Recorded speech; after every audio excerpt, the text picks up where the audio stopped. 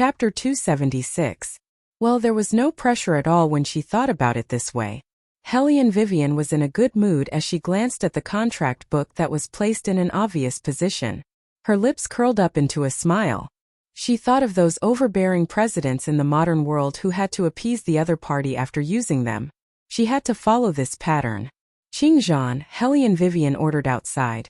We will make barbecue tonight. Qingzhan paused.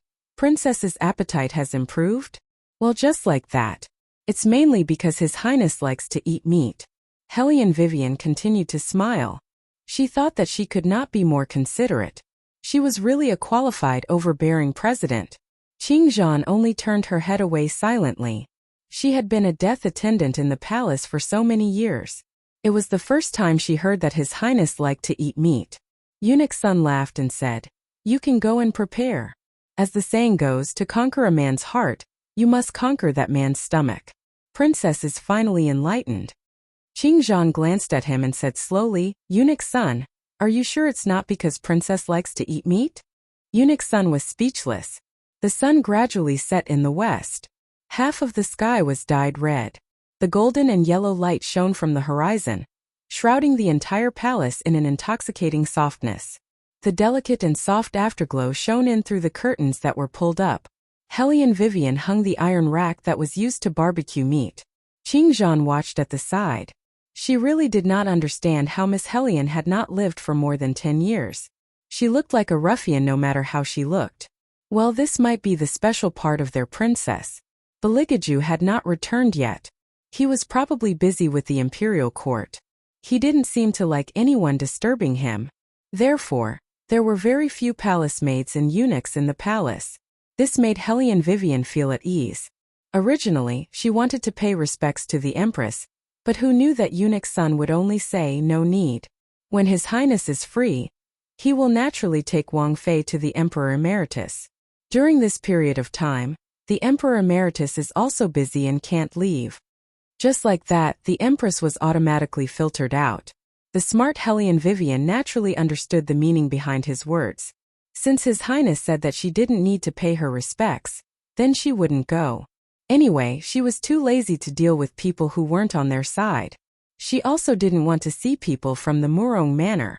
Furthermore, according to the current situation in the court, the prince that Empress Murong gave birth to is already 4 years old. Presumably, he is currently vying with a certain highness for the position of crown prince. However, it was just a brat. If His Highness really wanted to play with them, he would have played them to death long ago. How could the little prince be allowed to live? Hellion Vivian couldn't help but smile when she thought about it. She took a deep breath and stretched her body. Then, she slowly walked into the temporary kitchen and began to tidy up the lamb in her hands. The mutton had to be marinated before the roasted ribs would taste good. Hellion Vivian had always studied food and never mistreated herself. Naturally, her cooking skills were very good. In addition, she was in the palace, so Eunuch Sun could help her get whatever she wanted. However, Eunuch Sun's smile was too enthusiastic and unrestrained. Every time he passed something to her, his face was full of excitement. This made Hellion Vivian very puzzled. However, it didn't matter. She would be able to eat fish and meat in a while. She also made spicy shrimp. She didn't know if His Highness ate shrimp. When she was in the academy, she only knew that he didn't eat eggplants. Does Beligaju eat shrimp? Hellion Vivian turned her head and asked Eunuch Sun, who was following behind her. Eunuch Sun was stunned.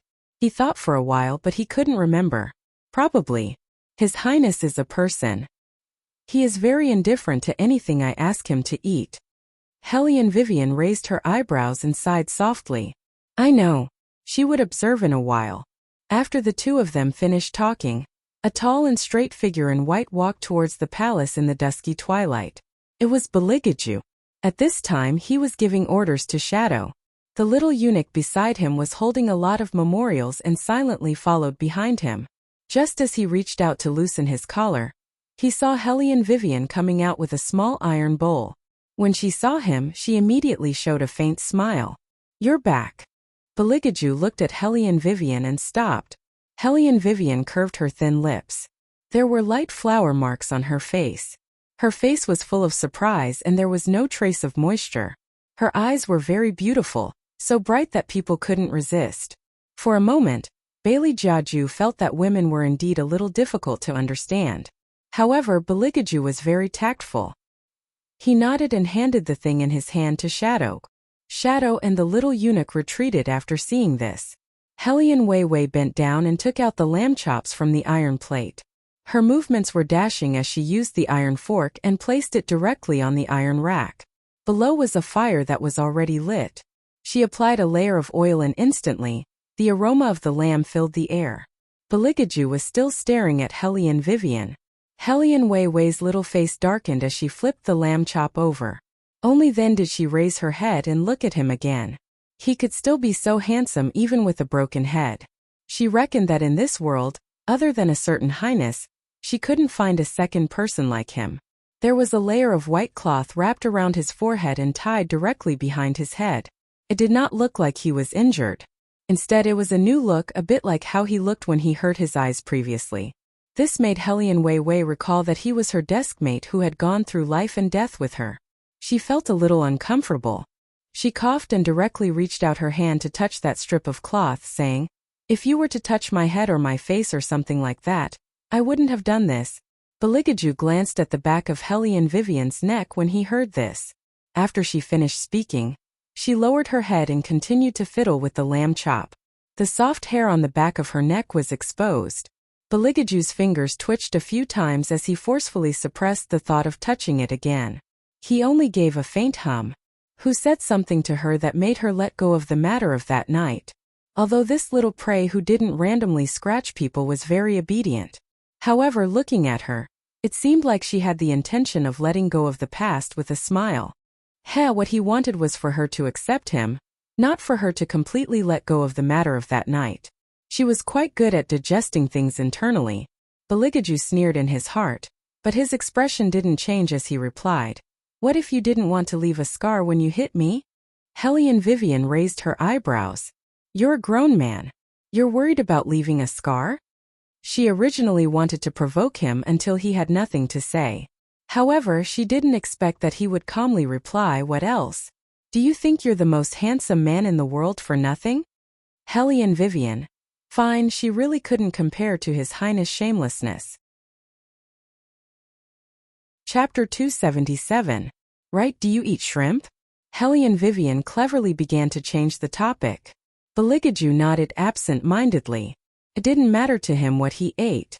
Hellion Vivian raised the corner of her mouth. "Then what about the eggplant?" Baligaju paused for a few seconds.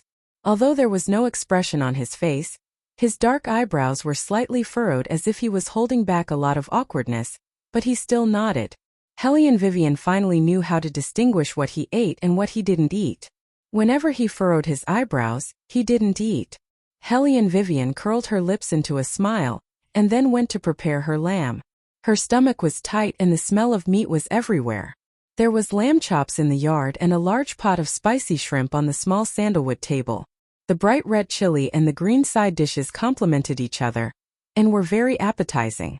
Eunuch's son had never seen this kind of cooking before and couldn't help but take a few more looks. Hellion Vivian used the bamboo chopsticks to help him scoop a large bowl. She didn't tell him to sit down. She knew that even if she asked, Eunuch's son would sit down and feel uncomfortable sitting. Eunuch's son's eyes lit up as he gave half of it to the little brats to try. He said that it was all given by Hellion Vivian so that they would remember Wang Fei's kindness.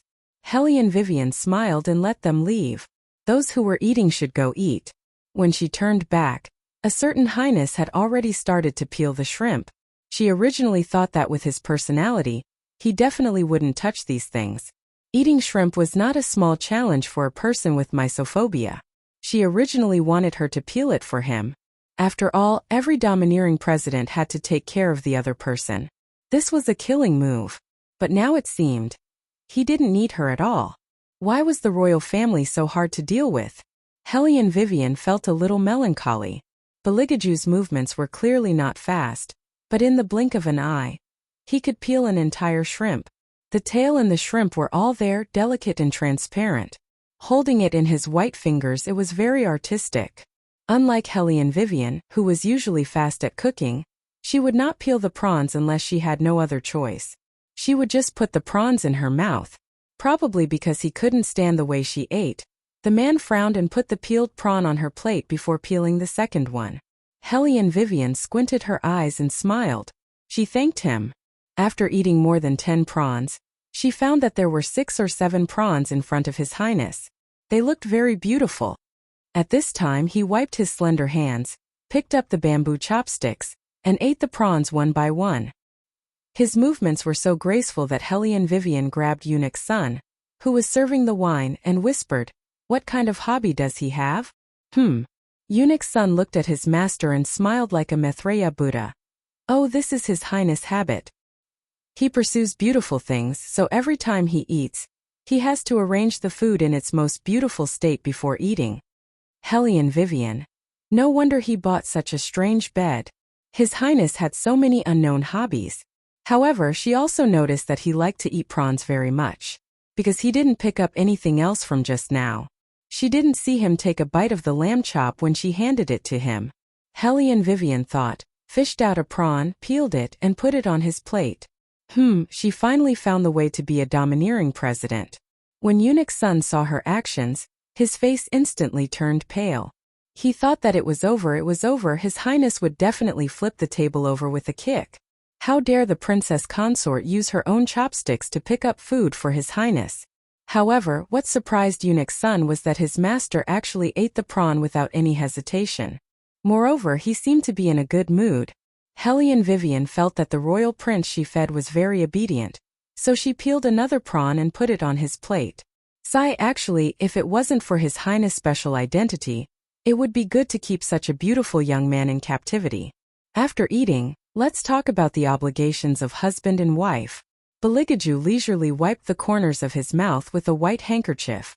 His tone of voice was also light, but it didn't match the content of his words at all. Hellion Vivian raised her eyebrows at him as she peeled the prawns. Full of interest, she said, "Sure." Eunuch's son. Was he the only one who felt that this topic was a little strange? Baligaju also smiled as he looked at Hellion Vivian with a hint of playfulness. However, the two of them still didn't manage to talk.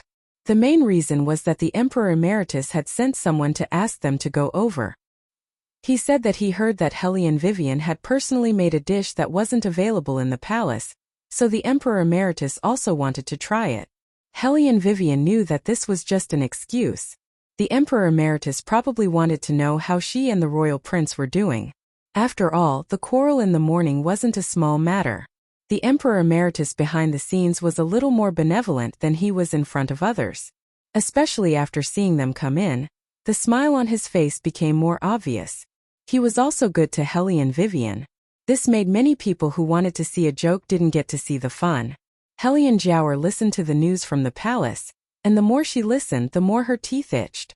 Madame Su's complexion was also unsightly. However, compared to Hellion Jiaoer, she was a lot calmer. That was because she received news from Empress Murong that the servant girl from that year had already returned and would enter White Academy in another 2 or 3 days.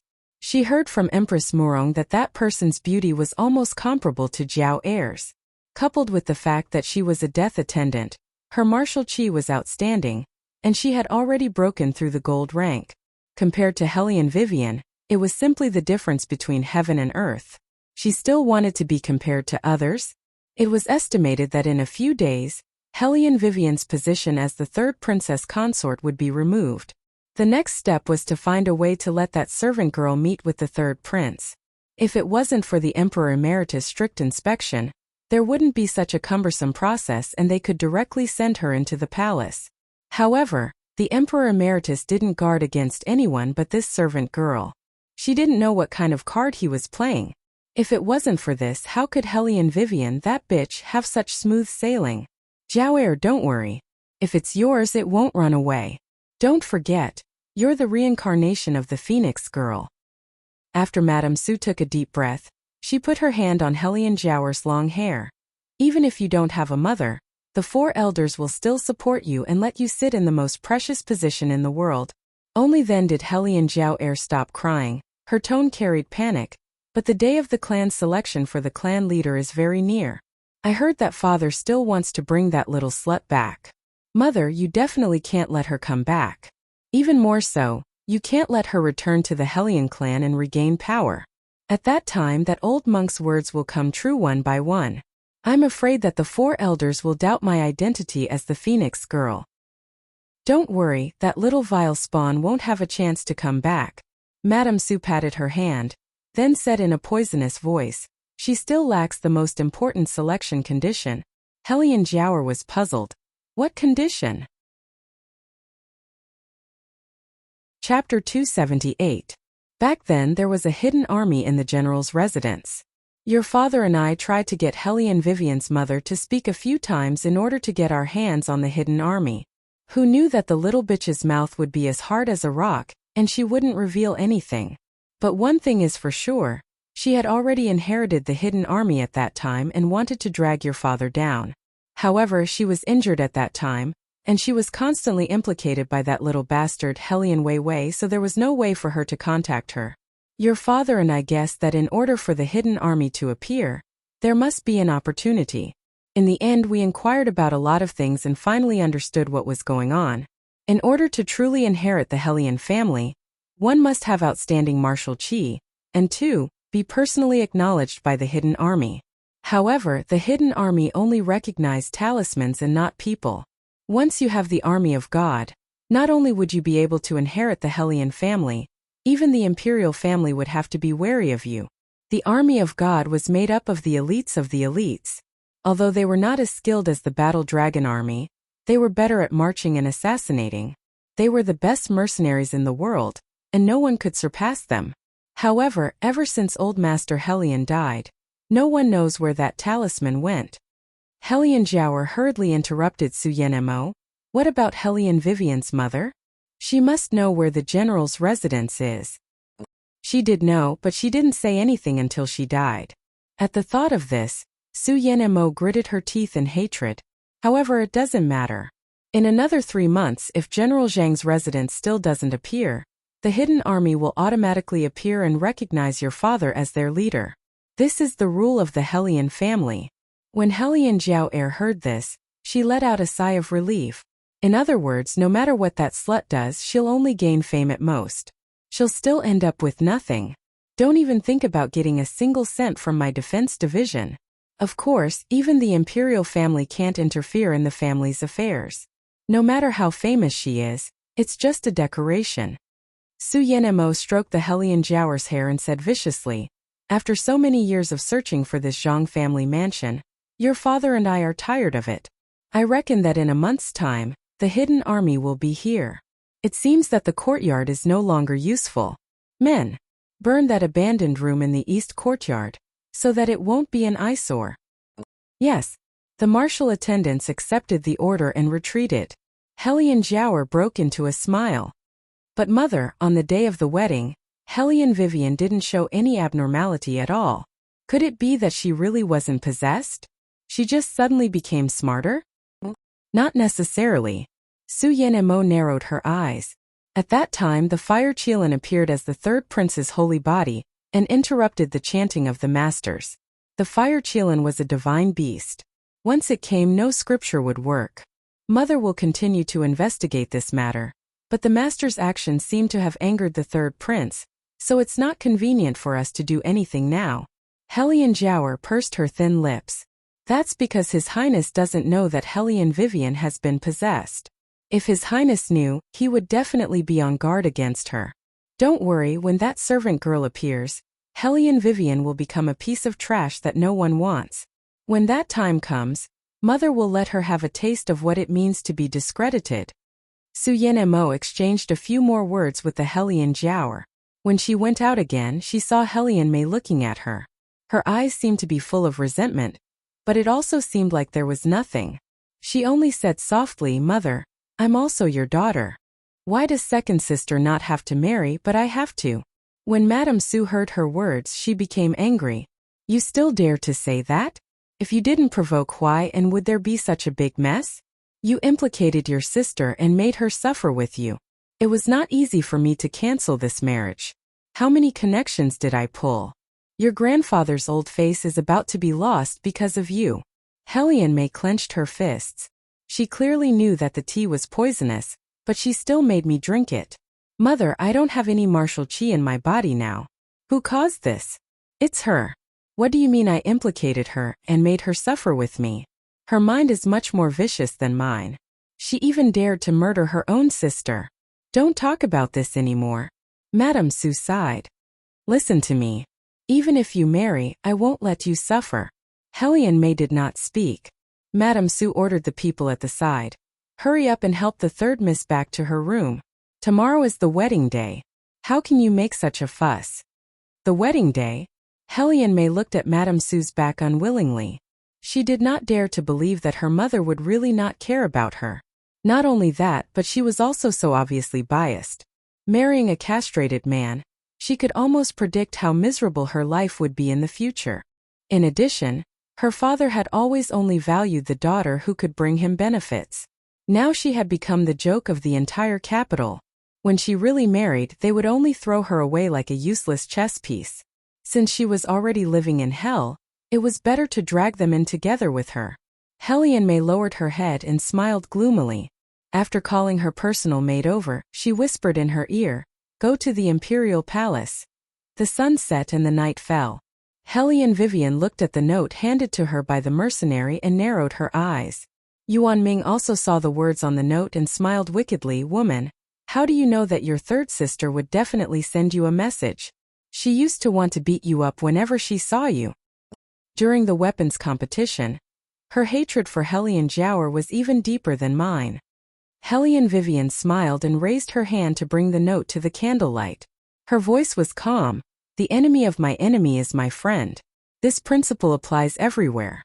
Moreover, Su Yanemo and Hellion Guangyao treated Hellion Mei and Hellion Jiaoer so differently. After so many years, Hellion Mei had endured enough. It was not impossible for her to explode all of a sudden. Yuan Ming, don't underestimate the viciousness of women. Yuan Ming curved his thin lips. "Like you. Just like me." Hellion Weiwei dusted her sleeves unhurriedly. She had never been a good person. However, why did the name of the hidden army sound so familiar? Hellion Vivian frowned. An intense pain came from her temples and she could not help but raise her hand and press on her forehead. "Woman, what happened to you?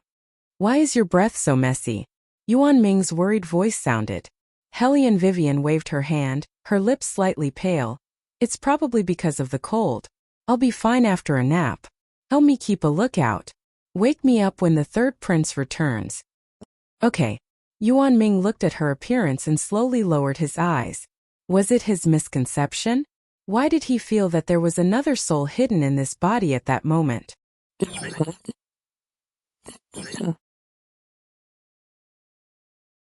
Chapter 279. Thud. Raindrops hit the bronze wooden windows of the palace. It was unknown why the sky suddenly turned gloomy. The eunuchs shuttled back and forth in the side hall, knocking on the night watch. The sound was drawn out and made people feel depressed. Hellion Weiwei, who had gone to bed early, was not very comfortable. Because of some unknown things, even her forehead was covered in thin layers of sweat. Her head swayed left and right, as if she was shaking off the scenes in her dream. In the darkness, she walked into an abandoned courtyard with many big red lanterns. It was precisely because there were too many lanterns that the cold and lonely abandoned courtyard appeared somewhat uncomfortable under the blood-red light. Creak. A muffled sound came from beside her ear. Hellion Vivian followed the sound and looked over. Only then did she realize that this was not a big house. This was clearly the place where her mother lived when she was alive. Hellion Vivian walked in muddle-headedly. Her body did not seem to listen to her. Her body seemed to be very small. Her head was only at the same level as the sandalwood table. What was going on? Hellion Vivian walked forward. There seemed to be some noise coming from outside. She subconsciously hid under the desk. She wanted to wait for her mother to come in and play hide-and-seek with her. Play hide-and-seek? Hellion Vivian frowned. What kind of childish thought was this? Wait, there seemed to be something wrong. This was because she saw Hellion Nayu walk in and put something into a wooden box with a hurried expression.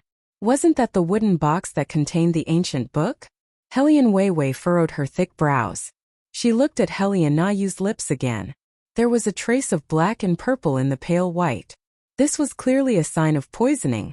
Hellion Vivian wanted to stand up and support Hellion Nayu. However, she realized that this small body did not listen to her at all. It seemed that she was still complacent that her mother did not find her. Hellion Vivian finally knew what was going on. This was not a dream. It was a memory that Hellion Vivian lost when she was very young. Just when she was enlightened. The wooden door was kicked open. Hellion Guangyao walked in with a cold expression. Hand over the things and I'll spare your life. Hellion Nayu supported herself with one hand on the sandalwood desk.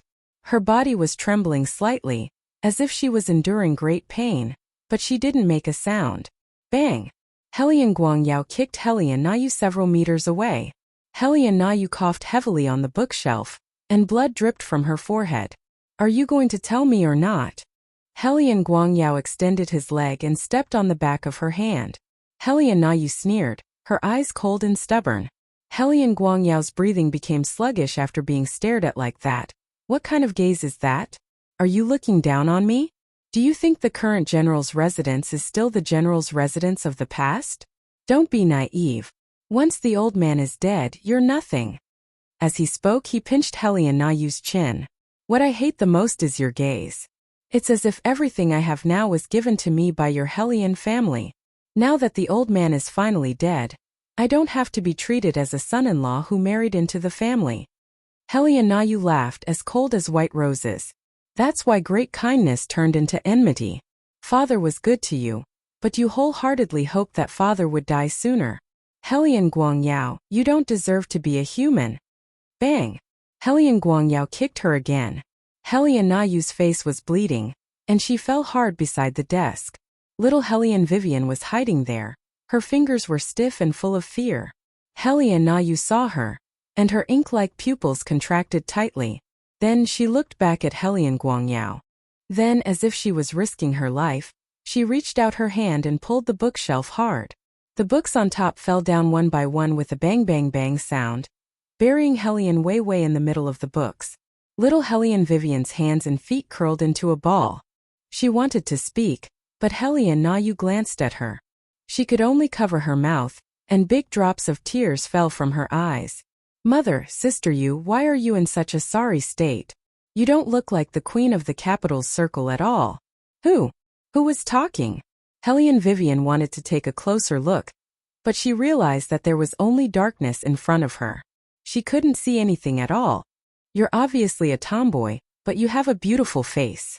Even the emperor can't forget you. Sister, you're really capable. It's a pity that you don't even know how to be a wife. Alright, Sister Su, I'll leave this to you. Do it cleanly. Then that person left. Only then did Su Yenemo crouch down and let out a wanton laugh. Do you know why you lost? You're too full of yourself. Do you really think that men like cold people like you? They're just using you. Am I right, old master?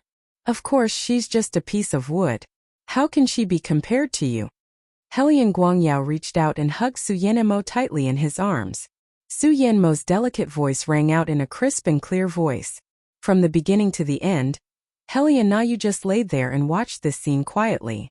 The light in her eyes gradually disappeared, as brief as the most charming meteor streaking across the sky. Hellion Vivian knew that at that moment, Hellion Nayu cried. She looked at the little Hellion Vivian and opened her mouth silently. Her pale thin lips didn't have a trace of blood. She said, Vivian, live on. You must live on. Not knowing if it was because of the connection between the body and the hand, Hellion Vivian bit her own hand tightly. It seemed that only by doing this could she remember the hatred in her mind. Wait a minute, old master, I think she's dead. Su Yenemo was still pretending to lie under Hellion Guangyao. But when she saw that Hellion Nayu was not moving, she suddenly shouted. Hellion Guangyao hurriedly pulled on his belt, his face revealing a flustered fear. Although old master Hellion isn't here, that group of Hellion family's death warriors are still here. If they know that I killed Hellion Nayu, they'll definitely fight me to the death. What should I say when the time comes? Damn it, how did she die? Old master. Su Yenemo grabbed Hellion Guangyao's hand and said softly, if it were up to me, it would be better if she died. This way, the Hellion family can truly belong to us. But if she died like this, it's impossible that the retired emperor won't ask. When the time comes and he really sends someone down and finds out that it was me who did it, everything will be over for me. Hearing that, Su Yenemo smiled viciously. Isn't that simple? How she died is still up to us. She was originally injured and dragged on for such a long time. It's not impossible that her illness hasn't been treated for a long time. We just have to spread this news and everything can be covered up. Illness hasn't been treated for a long time? Helian Guangyao frowned. This woman has always been competitive. She could survive even when she was injured. I'm afraid no one will believe such an excuse. Chapter 280. What if she's jealous of me? Su Yenemo curled her lips, her eyes filled with venom. Don't worry, she doesn't fit in. She only knows how to play with her military strategies and swords all day long. The ladies in the capital have long been sick of her. Plus, she didn't even show up on our wedding day. I've already told my sisters that she has a strange temperament and can't tolerate me at all. She's suspicious and jealous, and her heart is as small as a needle. It's not strange for such a woman to die from her own jealousy. Don't you think so, old master? Why didn't I think of this? Helian Guangyao enjoyed it very much and hugged Su Yenemo affectionately. You're really my lucky star. Su Yenemo smiled gently. However, Helian Guangyao was still worried about one thing. But Helian Nayu is gone, which means that the military seal is gone. What's the big deal? There's still that little bastard. Su Yenemo comforted Helian Guangyao softly and patted his chest with her small hand. It could be said that she was considerate of everything. As long as she's here, you can always hold the power of the Helian family for her. She's your daughter. It's only right for a father to hold the power for his daughter. So that's how it is, so that's what they were planning. Helian Vivian seemed to have been pulled away. She looked at the little body that was vaguely running a high fever. She was probably frightened after all, she was still young. Faintly, she heard someone's voice through Helian Vivian's ears. That voice was a little deep, like the cry of an owl, which made people feel very uncomfortable. The blood of the Helian family is better than elixirs to replenish qi. Drain this woman's blood and let your daughter drink it. It will definitely be useful in the future. Yes, Su Yenemo answered happily. Helian Vivian's arms went limp and she leaned over to lie under the empty pile of books. When she woke up again, she had forgotten everything. Children in their 50s and 60s, after encountering extremely terrifying things, would indeed seal their true memories and replace them with another vague memory. However, Helian Vivian thought that if it was her, she would not forget. She would remember it forever. These people's faces. These people's voices. Then, let them pay with blood.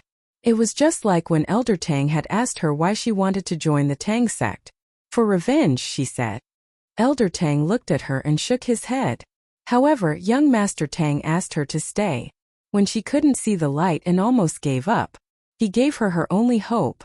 She asked the noble young master who was in his own world, tapping on a notebook with one hand and piling up blocks with the other. Why did you leave me here? If I join the Tang sect for revenge, I won't be a good person in the future. He didn't look up, only holding the blocks in his hand.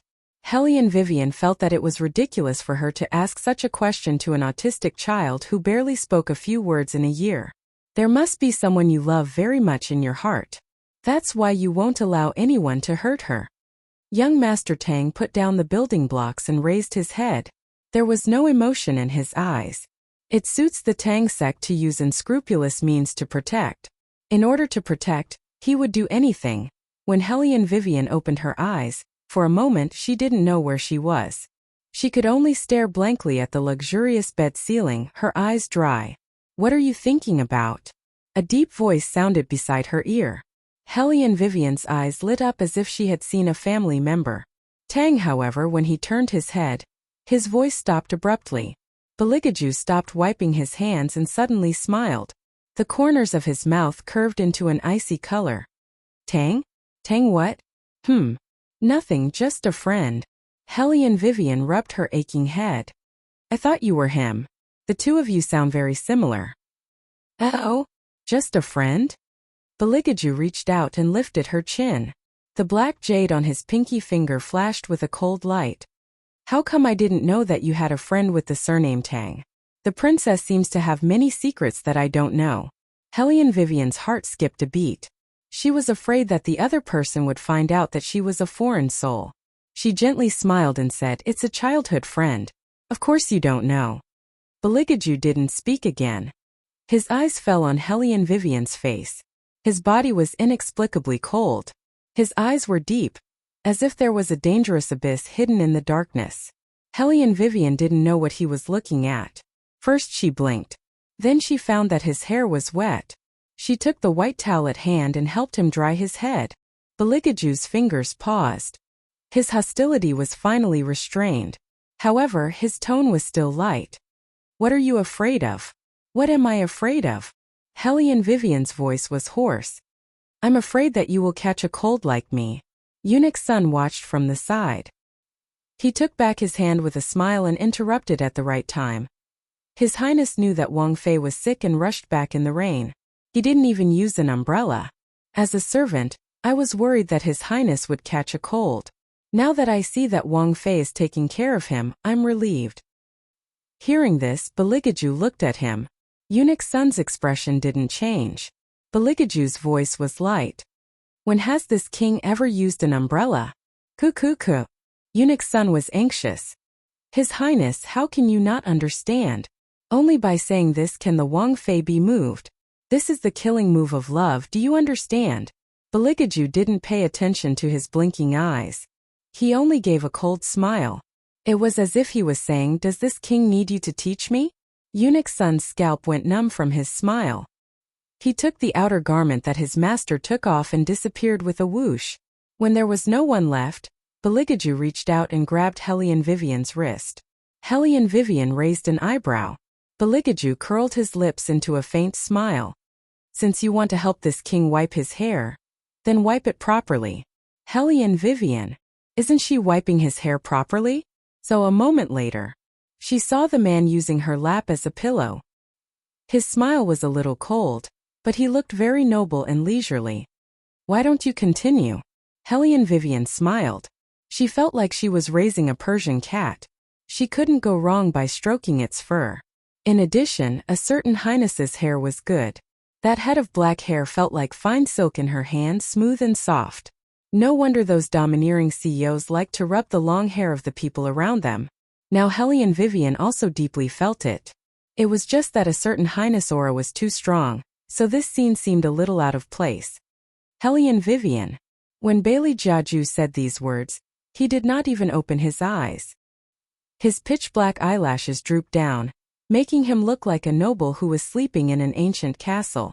He was not amenable to human feelings. His tone was slow as he said, "You better not lie to me." Hellion Vivian nodded. Apart from the fact that she came from the 21st century, she had never lied to him. However, he was so smart. She didn't know when he would notice. Chapter 281. It seemed that it was right to let second young Master He prepare an escape route for her in advance. She did not want to see Beligaju looking at her as if she was a monster. She was not used to that at all. However, she would only leave after she had taken her revenge. Whose voice did that woman's voice belong to? And the martial chi on Hellion Jiaoer's body? She had to figure out what was going on. Hellion Vivian slowly clenched her hands. Hellion Na Yu's smiling face and her biological mother's face overlapped. At that moment Hellion Vivian felt a wave of hatred. Hellion Guangyao, the real murderer. Hellion Vivian took a deep breath and suppressed the surging emotions. She turned her face and her gaze fell on the ancient book in her robe. What are you looking at? A low voice sounded beside her ear. Hellion Vivian came back to her senses. What? Beligaju looked at her with his long eyes, as if he wanted to see through her thoughts. You have been staring at your robe since just now. What is there? An ancient book. Hellion Vivian smiled and took out the thing. I use it to cultivate my martial chi. Do you want to see it? Bailey Jiaju glanced at her again and stood up. His tall and slender figure straightened his clothes. As before, his tone was graceful and cold, yet it made Wei Wei's figure stagnate. He said, Hellion Vivian, how many things are you hiding from me? Beligaju left after saying this. The coldness that did not fade away made Hellion Vivian confused for a moment. Woman, Yuan Ming said lazily, didn't you say that he is very smart? Then you still dare to play tricks in front of him? Hellion Vivian laughed. The one playing tricks now is you. You obviously know about the military seal, why didn't you tell me? Yuan Ming looked left and right. I think that you are still too inexperienced to know the truth. Besides, didn't you forget? Your mother just wanted you to live well at that time. Hellion Vivian curved her thin lips. Yuan Ming, you have to understand that I am your master. Whether this is suitable or not is not up to you, it is up to me. Alright, Yuan Ming shrugged. The military seal is drawn in this ancient book. But how are you going to find the hidden army? I don't know where they are. Hellion Vivian opened the ancient book and her finger fell on the picture on the 4th page. There is always a way to find them. If it was someone else, Hellion Vivian was not sure. But if it was a mercenary, she could probably figure's way. Moreover, they often cooperated and understood each other. After the martial chi competition, Elder Huan wrote her 2 letters in a row, asking if she wanted to join the battle spirit forces. In the past, she did not want to join, but now Hellion Vivian put away the ancient book and her eyes lit up. We will go back to the academy tomorrow. Good. Yuan Ming was excited. You haven't fought for so long that I am almost out of nutrition. Hellion Weiwei glanced at him indifferently and grabbed his ear. Yuan Xiaoming, you better tell me the truth. Is there anything else you haven't told me? No, I am serious, except... Yuan Ming looked up at the beam and said, except that you have to dual cultivate with the 3rd prince once a month. I have told you everything. Hellion Vivian narrowed her eyes. Dual cultivate? This word better not mean what I think it means. Yuan Ming continued to look at the beam and did not speak. Hellion Weiwei's gaze was cold as she looked at him. She looked like she was considering which ear would taste better if she plucked it off. Yuan Ming smiled devilishly. What do you think the devil cultivator is? You have to pay a price. Every month, how long does it mean? Hellion Vivian calmed down and thought about the problem. Yuan Ming's eyes flashed with a trace of appreciation. Don't worry, it won't be long, just 3 months. It doesn't conflict with your plan. According to the way you've been sleeping, the next time will be around these 2 days. Well, when the time comes, you watch me, tie me up and throw me into the pool. Hellion Vivian said without changing her expression. Yuan Ming frowned. Woman, do you want to kill yourself? Besides, dual cultivation is also good for the 3rd prince, and the outbreak of the devil cultivator is much more powerful than the drug you took at that time. Do you think you can survive? Add ice to the pool. Hellion Vivian dropped this sentence and began to pack her things. In her heart, she decided to train the resistance of this body. Starting from the weak drug, there will be some effect after a month. Yuan Ming looked at her and his smile deepened. He admitted that she was the most powerful owner he had ever seen. However, the outbreak of the devil cultivator was not so easy to get rid of. Just that. Why did he feel that there was another soul in her body when she had a headache just now? Yuan Ming lowered his eyes. This was not a good sign. The rain outside the window became heavier. In the heavy rain, Beligaju did not hold an umbrella, but not a single drop of rain fell on his body. In the vast white rain, only his long sleeves fluttered, his white robe slightly rolled up, and he walked without a trace of rain or dust. No one dared to approach, except for the faintly discernible Fire Qilin behind him. Master, she said that relying on the ancient book to cultivate martial chi should be true. Fire Qilin endured and decided to speak. Beligaju absent-mindedly turned the black ring on his finger. This king knows. Then master. Fire Qilin opened its mouth. Beligaju interrupted him. The thing I asked you to investigate, how is it going? The behavior of hunting spirit beasts has always been there. But these days they are more rampant. Fire Qilin raised its head and looked at the side of Beligaju's face. They want to be immortal. Beligaju sneered and repeated these 4 words playfully. Immortal? I don't know who gave them the idea. Fire Qilin lowered its eyes. However, master, on the day of the wedding, when you summoned me, they have already noticed you. Your soul is still not complete, I am worried. Then let them come. Beligaju curved his thin lips. With a soul-stirring demonic nature, it just so happens that this king's hands are itchy recently. I really want to teach someone a lesson, especially the one surnamed Tang. Fire Qilin answered yes and silently thought in its heart, it was really because of the desire to monopolize. The next day, early in the morning, they went back to the academy. Hellion Vivian just opened the curtain of the carriage. Beligaju had already changed into the green and white robes of the academy. He lazily supported the side of his face and reclined on the soft couch in the carriage, with an ancient book in his hand that he was going to study recently. Helene Vivian just remembered that she did not read any of the books assigned by the headmaster. But it did not matter, she believed that the royal must have read them. With the aura of a top student, it was unreasonable not to read them. Thinking of this, she turned her head and saw Beligaju staring straight at her. Chapter 282. Helene Vivian blinked her eyes in confusion. Beligaju raised his dark eyebrows slightly. The royal was upset again, but what was he upset about? Helene Vivian couldn't figure it out, so she blinked again. You have read the books that the headmaster of the academy gave you, right? Let me have a look. Beligaju slowly put down the ancient scroll in his hand. Why should I let you have a look? Aren't we desk mates? Of course desk mates should help each other. Helene Vivian smiled gently. What she said was very reasonable. Bailey Jiaju did not pay any attention to her. His expression was extremely cold. Helene Vivian decided to do it herself. She wanted to get the stack of ancient scrolls that Beligaju had brought with him. Unexpectedly, Beligaju suddenly turned around and pushed her into the corner of the carriage.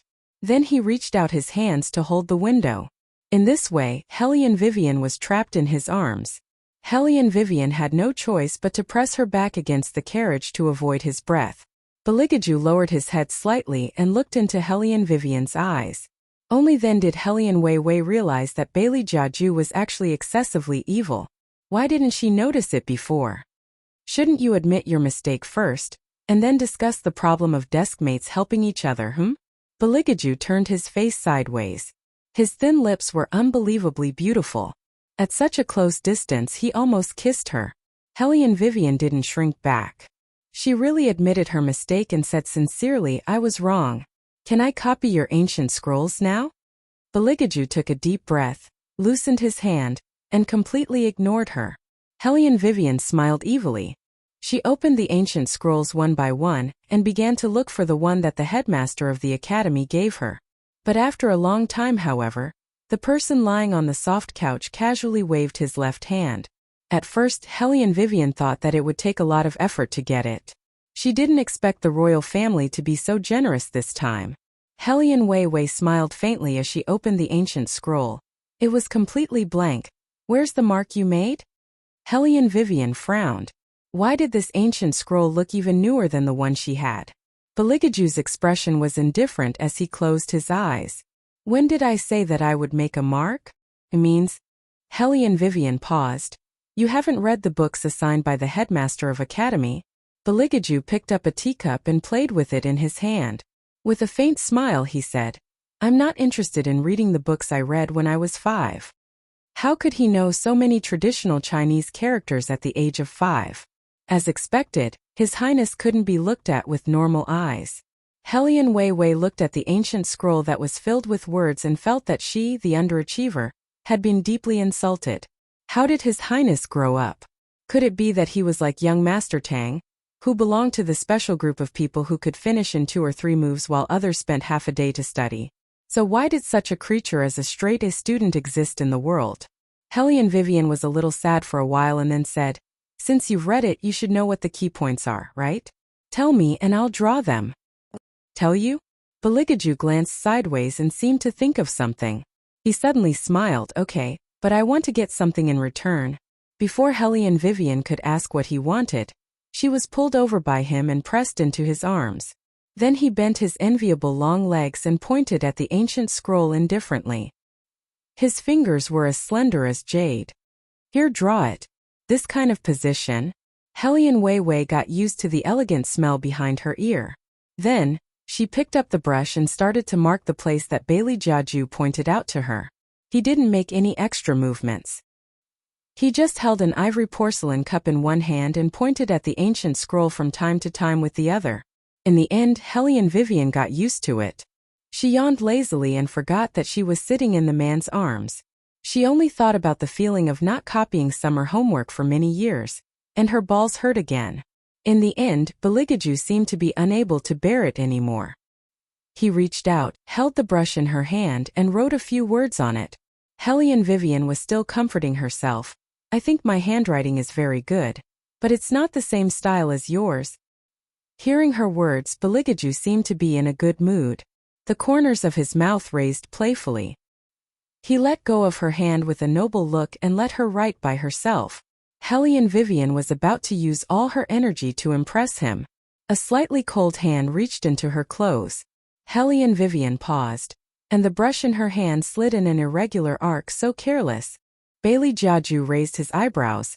His thin lips pursed into a smile.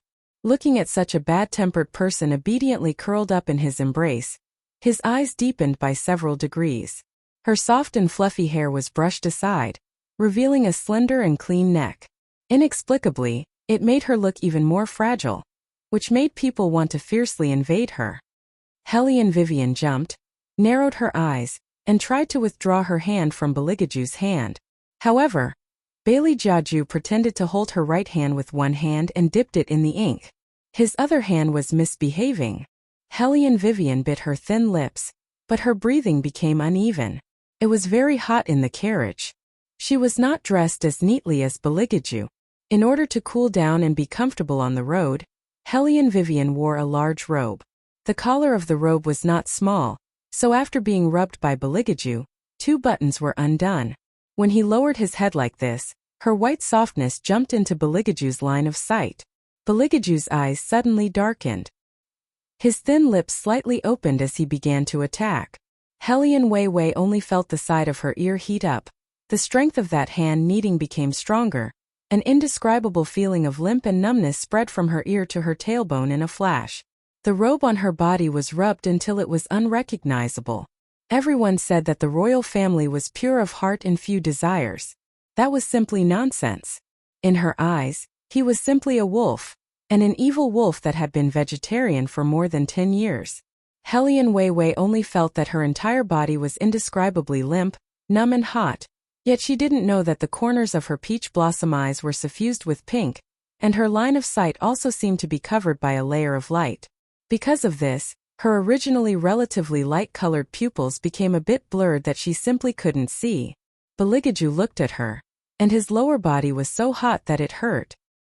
He directly put down the brush in his hand and pulled her into his embrace. Hellion Weiwei knew that her back had bumped into a chest. She wanted to avoid it, but her 4 limbs were restrained by him. Beneath her long legs was the fabric of the robe. Waves of hot air could be felt. She could even feel the breath of the other party entering her pores when he breathed. Chapter 283.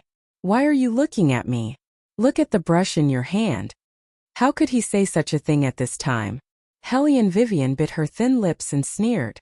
She turned around and pressed him under her body. Initially, she wanted to teach Bailey Jiaju a lesson. She swore that she didn't want to do anything to him. But the door of the carriage opened. Eunuch Sun and Qingzhan stood outside the carriage and looked at the scene in shock. Then they put down the curtain and said to themselves, I didn't expect the princess to be so fierce. Fierce? What does it mean? Hellion Vivian looked outside the carriage, and then looked at the way she was pressing Beligaju. It seemed to be a little ambiguous. Wait. Eunuch Sun, come back. This is a misunderstanding. Hellion Vivian wanted to get up, but she saw the noble, handsome and holy man under her was looking at her with a smile. She could see the scheming in his eyes. Hellion Vivian immediately understood that this was all planned by His Highness. He knew that they were there, but he deliberately let her push him down. Your Highness, you are so thoughtful every day. Aren't you tired? Hellion Vivian was too lazy to argue with him. She lay down in that position. Beligaju was not afraid of her anyway.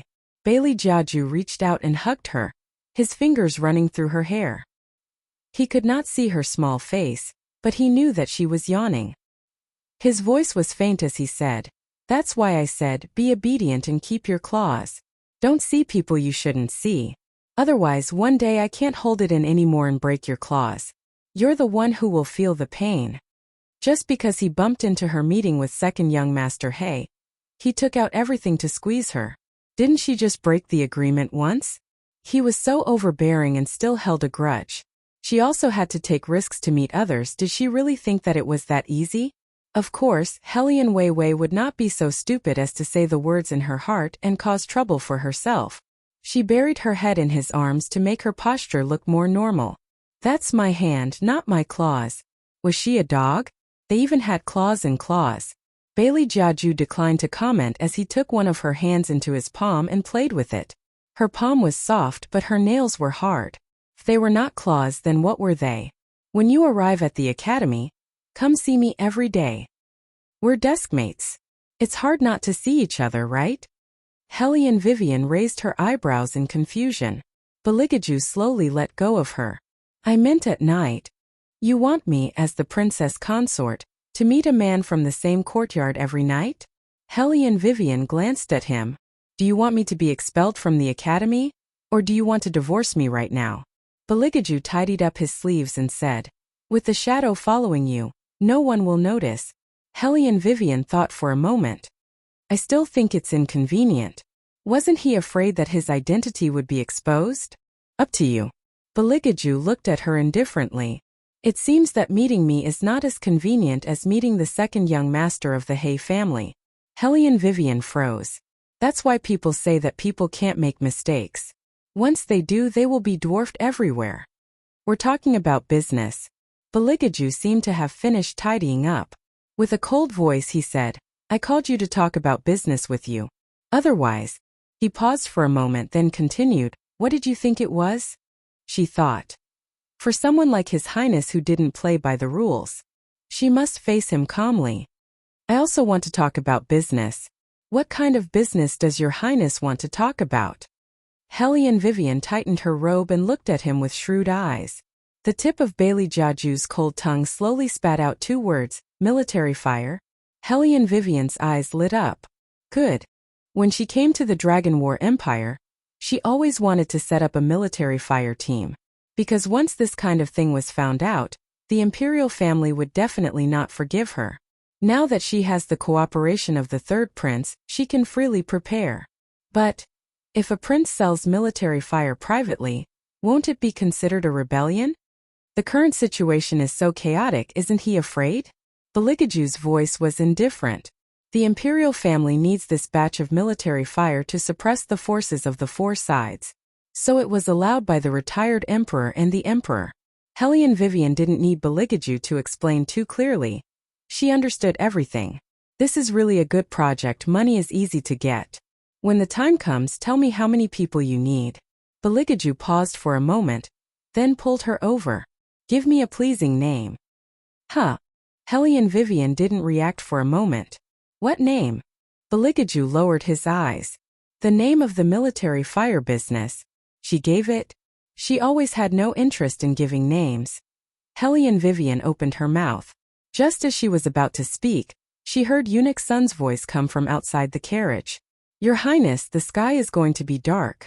If we don't go up the mountain now, it will be too late. After he finished speaking, Eunuch Sun silently raised his head. He thought in his heart, the princess is so strong. Will His Highness be able to handle it? Should he have the kitchen make some nourishing soup for His Highness to drink? Helian Vivian met Eunuch Sun's gaze and knew what he was thinking. She wanted to explain a few words. Baligaju sent him away. Go and bring my horse over. Yes. Eunuch Sun's eyes were very bright. He knew that his master didn't want to reveal his identity, so he prepared an ugly black horse and let the two of them go up the mountain separately. Helian Vivian continued to sit in the carriage. After all, everyone knew that the princess was going back to the academy, so the carriage must be there. As for the matter of His Highness getting into the carriage, no one knew except for them. Baligaju got off the carriage. For the rest of the journey, Qingzhan accompanied Helian Vivian. She served Helian Vivian as usual. She didn't say anything, but there was a subtle look in her eyes when she looked at Helian Vivian. Helian Vivian held her forehead. Girl, it's not what you think. I understand. Qingzhan thought for a while and put down the teapot that she was pouring tea for Helian Vivian. She looked serious. His Highness is so handsome that it's easy for people to lose control. Helian Vivian. Lose control? Lose control? So the princess must keep an eye on His Highness. Qingzhan lowered her eyes, hinting at something. Hellion Vivian raised her thin lips and smiled playfully, but she didn't take it to heart. I know. Don't worry about him. Let's talk about you. Which courtyard do you want to go to? Me. Qingzhan paused. She always thought that she was just a servant. Hellion Vivian answered lazily. You are His Highness Death Soldier. Your qualifications should be good. I think you can go to the fine courtyard, but you have to be tested. Hearing Hellion Vivian praising herself, Qingzhan was happy. Which courtyard is the princess in? The fine courtyard? Hellion Vivian coughed softly. I'm in the inferior courtyard. Qingzhan. How bad is the White Academy's poor student? But she won the martial qi competition. Qingzhan felt that she couldn't understand the princess in front of her. If what Heizhu said was true, and her sister came back, then the princess's situation, Qingzhan didn't continue to think about it. She only hoped that the princess could become stronger. In that case, there might be some chance of winning. Chapter 284. The curtain of night fell, Murong Manor. Changfeng, your return to the academy this time is mainly to cover Miss Yan's identity. Do you understand? The person who spoke was none other than Empress Murong. Murong Changfeng's eyes flashed.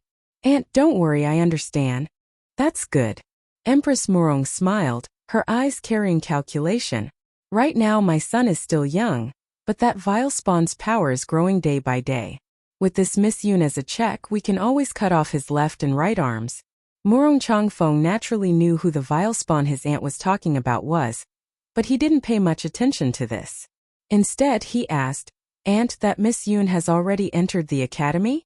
Naturally she has. Empress Murong's white hand picked up the teacup beside her, blew the tea leaves inside and said, This woman is not simple. She reached the gold rank at such a young age. What's important is that she made a good armament. The people who came out from that vile spawn side are always different from others. In addition, that vile spawn treated her differently at that time. Her identity is said to be a servant girl, but in reality, she's better off than some of the young ladies in the capital. White Academy's test to her is not difficult at all. Murong Changfeng heard this and muttered absent-mindedly. She also knows how to make armaments. What Hellion Vivian knows, she knows. Empress Murong smiled, the corners of her mouth carrying poison. Hellion Vivian doesn't know she's also good at it. Putting her in White Academy is the most suitable. The people of the Hellion family always think that they are omnipotent, but in the end they still lose everything. Changfeng, don't worry. Aunt knows that the girl of the Hellion family made you look bad. This time, Aunt will make her pay back everything. Murong Changfeng didn't speak, even somewhat distracted.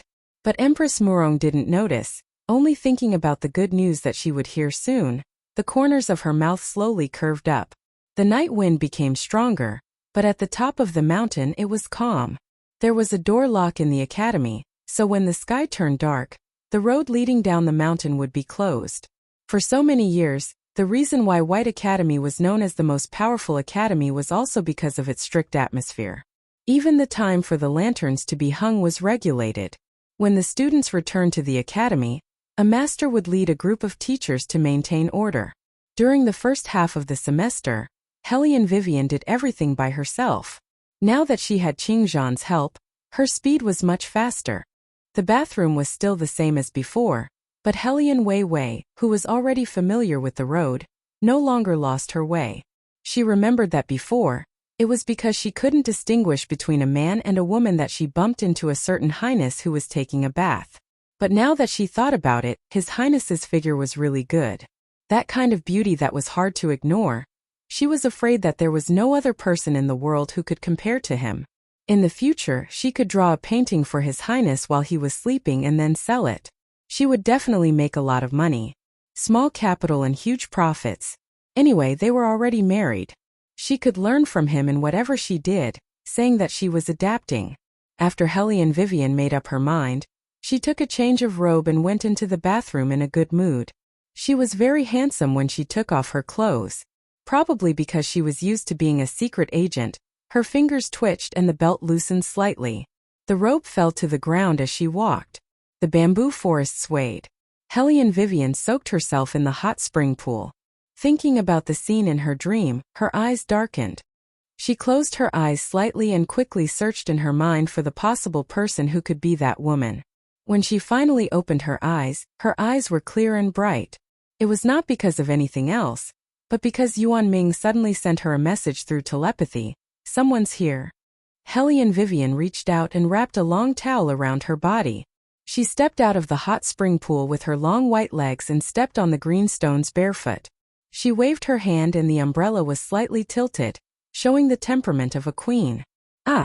The woman who walked in, as if she did not expect someone to be here, called out in a crisp voice. Then she coughed lightly and said, "I'm sorry, I didn't know that someone was already bathing." Hellion Vivian looked at her and curved her thin lips. "It's okay."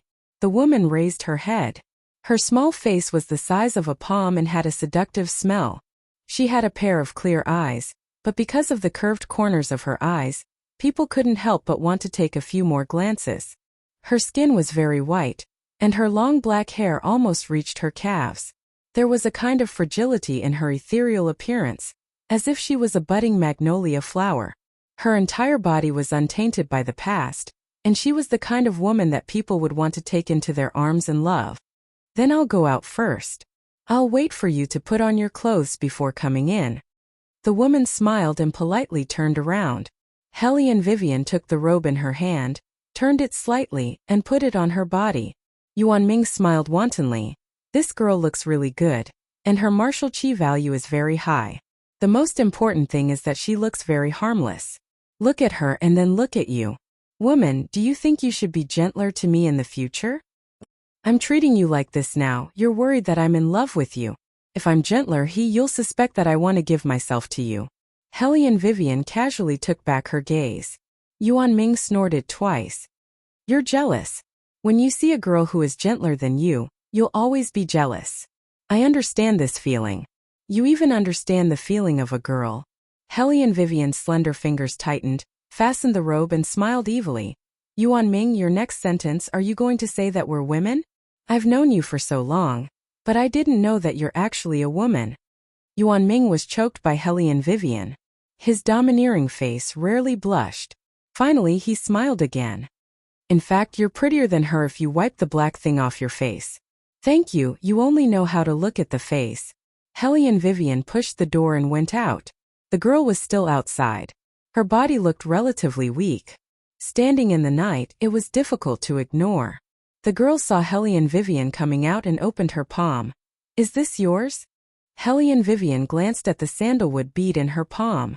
She took it from the palace. She originally wanted to tie a rope to wear around her neck. It was said that this thing could drive mosquitoes after wearing, so there were a lot of them in Beligaju's palace. Probably when she took off her clothes she dropped it. Hellion Vivian didn't care about it and smiled. "Thank you." "You're welcome." The girl's voice was soft. She looked up at Hellion Vivian. "But some things are better to look at carefully. If it's lost, it'll be difficult to get it back." Chapter 285. This girl is quite interesting. Yuan Ming's voice rang in her ears. Hellion Vivian listened and did not have any special expression. She only curved her thin lips and said with a smile, "There are other things even if I throw it away." "You are right, but some things can't be replaced." The girl paused and her eyes seemed to have dimmed a lot. Hellion Vivian did not say anything more.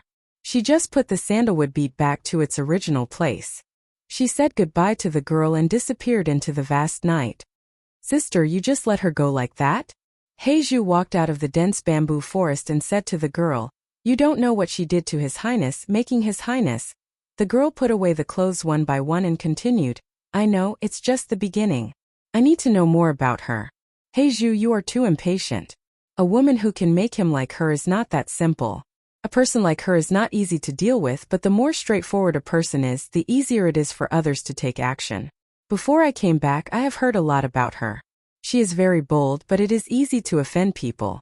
Moreover, I have never shown my hostility to the enemy at the first meeting." The girl's tone faded as she said, "That is why I can defeat them every time." Heizhu listened to the girl and laughed. "Sister, you have a way.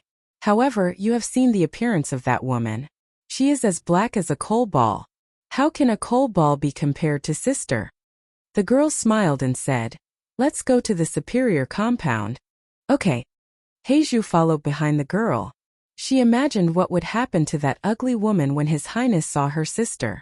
She could not help but feel refreshed in her heart. Gradually, it began to drizzle on the mountain. The students who returned to the academy faded away from the excitement of the beginning of the school. After calming down, they lay on the wooden bed and fell into a deep sleep. At this time, Hellion Vivian sat up and looked at Qing Zhan, who was sleeping in the outer room. She walked out of the inferior compound quietly. After the break time, the White Academy was pitch black, especially when it was still raining. The patrolling guards were also a little lazy. This also made it even more convenient for Wei Wei's actions. She narrowed her phoenix-shaped eyes. Her figure beautifully leaped into a small path at the side.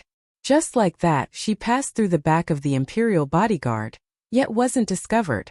When they arrived at the agreed-upon corner of the trading courtyard, Hellion Vivian opened the umbrella in her hand and smiled faintly. Elder Huan, sneak attacking people behind their backs is an immoral action. You brat! The old man forcefully made a turn in midair and lightly landed on the ground with the tip of his foot. He lightly coughed and said, "It's getting harder and harder to manipulate." Hellion Vivian tossed the strawberries in her hand and stuffed one into her mouth. I didn't join the battle spirit forces to be at your mercy. You. Before Huan Mingxiang could get angry, Hellion Vivian stuffed a jar of green bamboo wine into his mouth with one hand. It's from the Imperial Palace. I heard that you liked this in the past. I stole it from the Imperial kitchen when they weren't paying attention. After seeing the jar of wine, Huan Mingxiang's eyes lit up. His tone was still serious. Look at you. You're already a princess, but you still have to steal a jar of wine.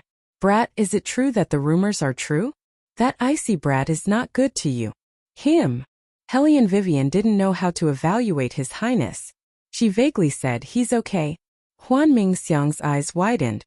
Don't lie to me. If you're bullied, just tell me.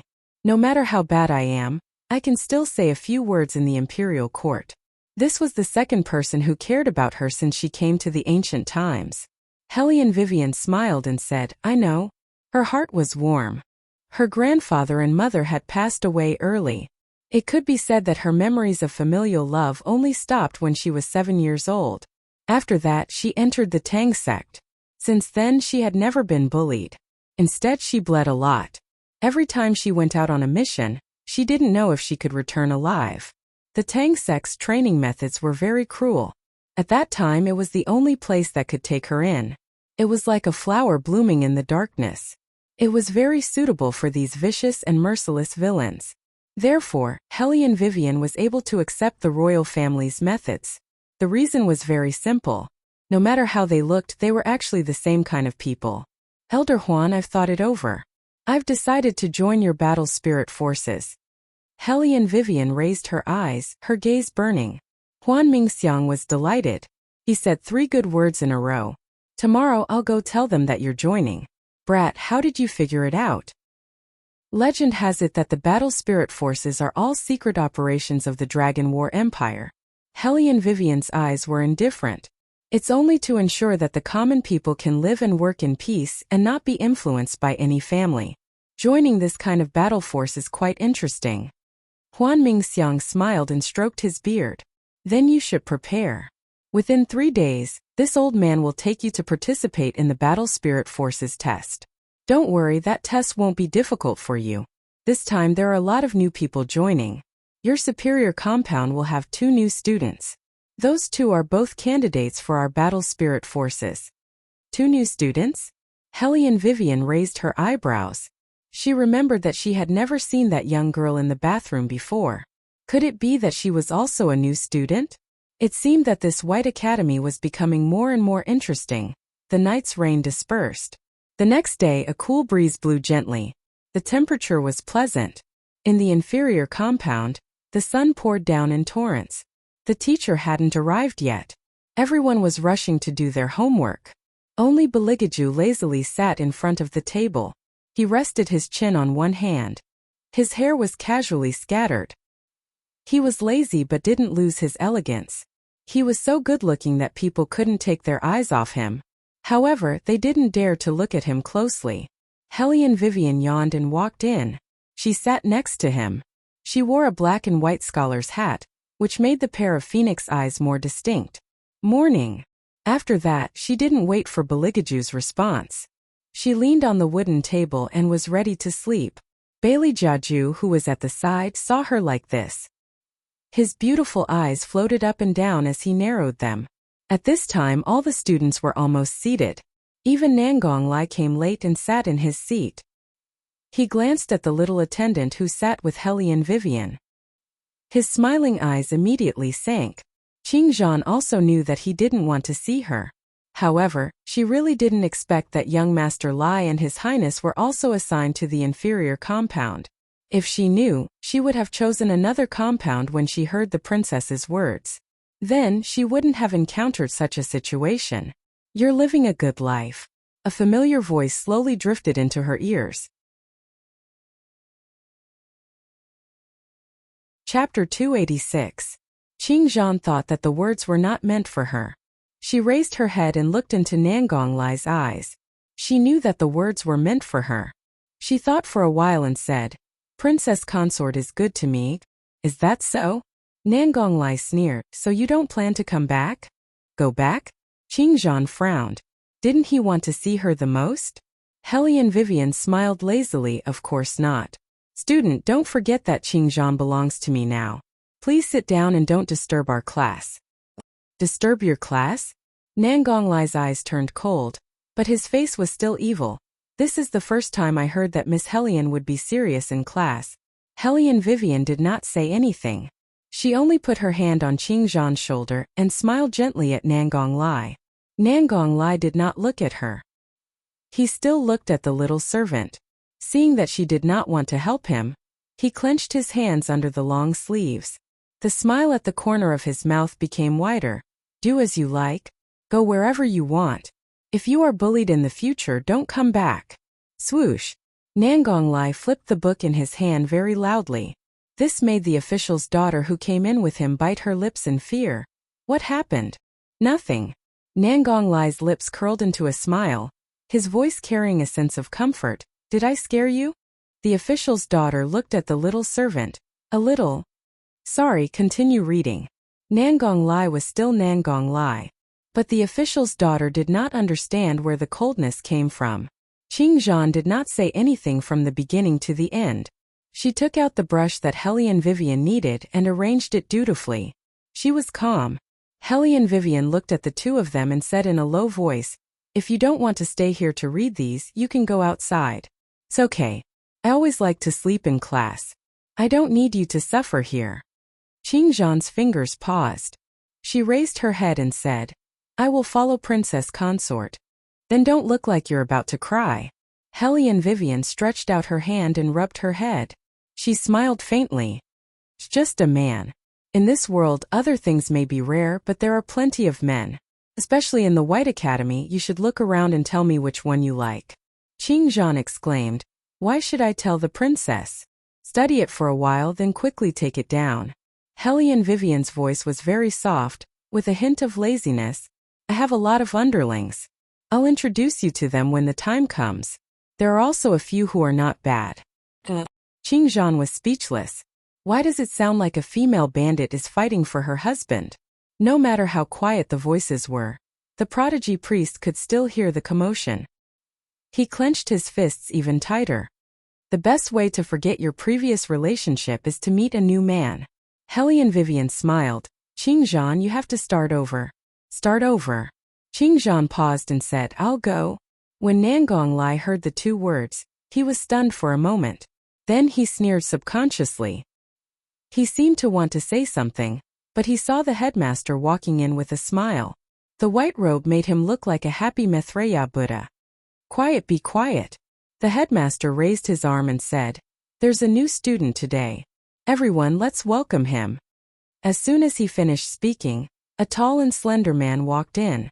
Almost at the moment when the man walked in, the surroundings seemed to have been cleared. It became especially quiet, so quiet that even the sound of a pin dropping could be heard.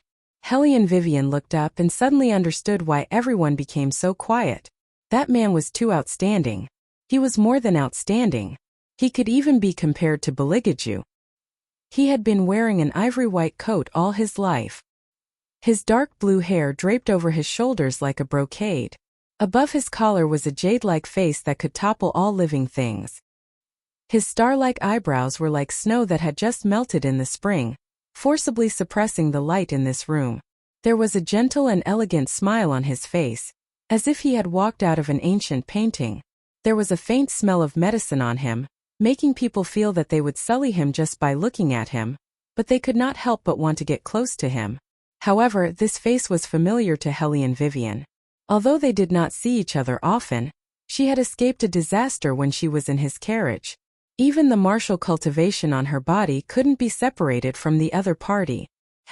The Master Wushuang was a new student, and was even arranged to be in the inferior compound. The corners of Hellion Weiwei's mouth curled up. God, who is this? As expected, exclamations sounded one after another. The teacher looked around at the stunned students and used his hand to adjust his glasses. This student was admitted late because of his health. Alright, now let the new student introduce himself.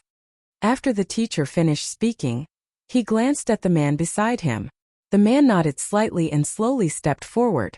I am Jingbai Shuang. The man's lips revealed a faint smile, and a low voice like flowing water flowed out. Jingbai Shuang? It was just that these 5 words were like a stone thrown into still water, instantly causing great waves to rise. The originally quiet hall suddenly became a pot of porridge. Everyone was whispering to each other to pass on what they knew. In the capital's circle, they had never heard of the surname Jing. Could it be that he came from the same place? Then he was the same as the other 2 people in the inferior compound. As everyone thought about it, they couldn't help but set their eyes on Bailey Jiaju and Nangong Lai. Of the 2 people, one lazily held his chin, his face indifferent. His slender fingers contrasted sharply with the brown scroll in his hand. Under the light, he was incomparably handsome.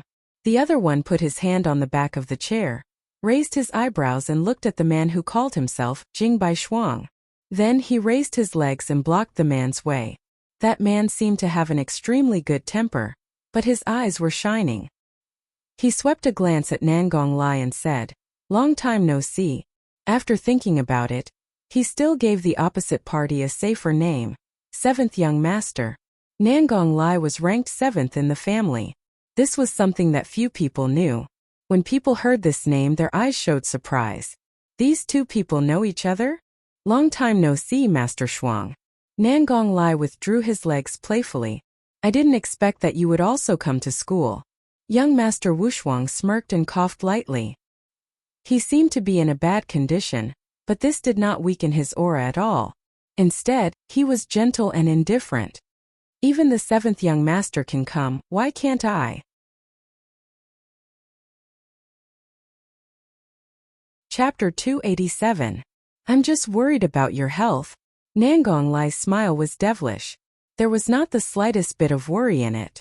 Instead, there was a strong sense of provocation. Hellion Vivian looked at this scene and said in a faint voice, Classmate Shuang, I still have a seat here. You can sit here. Nangong Lai did not expect that she would speak up for Master Wushuang. He first looked at Hellion Vivian and frowned, then looked at Baligaju. Baligaju's face did not have any expression. After hearing Hellion Vivian's voice, he raised his beautiful eyes. Jing Wushuang's smile never stopped. Thank you. This sentence was said to Hellion Vivian. Hellion Vivian curved her thin lips. You're too polite. Courtesy demands reciprocity. He helped her once. She helped him once. She helped him once. Moreover, this was not much help. I won't disturb you? Jing Wushuang first looked at the man on her left. Then she met Hellion Vivian's gaze. The curve of her eyes was particularly gentle. Hellion Vivian smiled leisurely and replied no. Where the other person sat had nothing to do with her. She was mainly helping him out. After Master Wushuang sat down, he gently coughed twice and smiled at Hellion Vivian. It seemed to be able to melt all the wind, snow, rain, and dew. In this world there was a kind of man, silently nourishing things. Just by sitting there, it would be a sight to behold. This kind of man was Jing Wushuang. Nangong Lai glanced at Bailey Jiaju again, implying that he was not going to intervene. Bailey Jiaju did not pay attention to him, but that pair of eyes had lost some of its original warmth. However, this did not affect his elegance. On the contrary, for some reason, this kind of elegance became even more enchanting.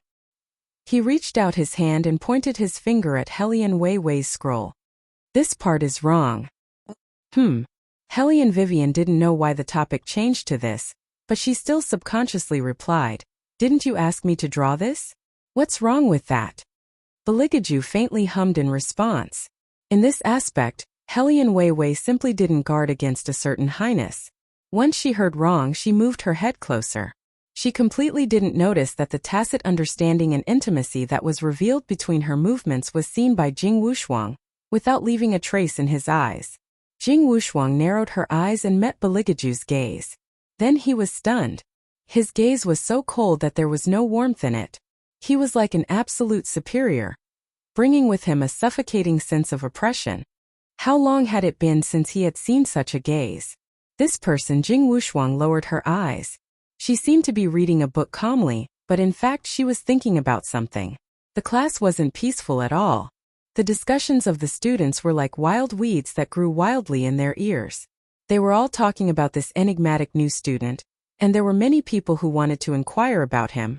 It was unknown if the inferior compound's luck was off the charts this year, but there were actually so many handsome men. It was just that the first two were like a god. He was handsome but not easy to get close to. There were also people who wanted to send letters to Beligaju, but every time they saw his face, they would feel dizzy before they could even open their mouths. Moreover, it was very likely that this person would throw their letters to the side after receiving them. What's more, he would directly ignore them and slowly walk past them. As for the other one, he would always be surrounded by countless young girls. It was easy to get close to him, but there was no sense of security. The new one was different. His easygoing elegance made it hard for the teacher not to like him. In addition, he would occasionally cough lightly, making all the young girls feel tender affection for him. Therefore, when it was time to rest, 2 or 3 people with straightforward personalities would gather around and inquire about Jing Wushuang. Basically, Jing Wushuang would deflect all the questions with little effort. Helian Vivian listened at the side. She couldn't help but admire the youngest head of the family. Every sentence of his was just right and he was extremely smart. Qing Zhan didn't know Jing Wushuang's background. She just looked at the performance of Helian Vivian and the others, and couldn't help but take a look at Jing Wushuang.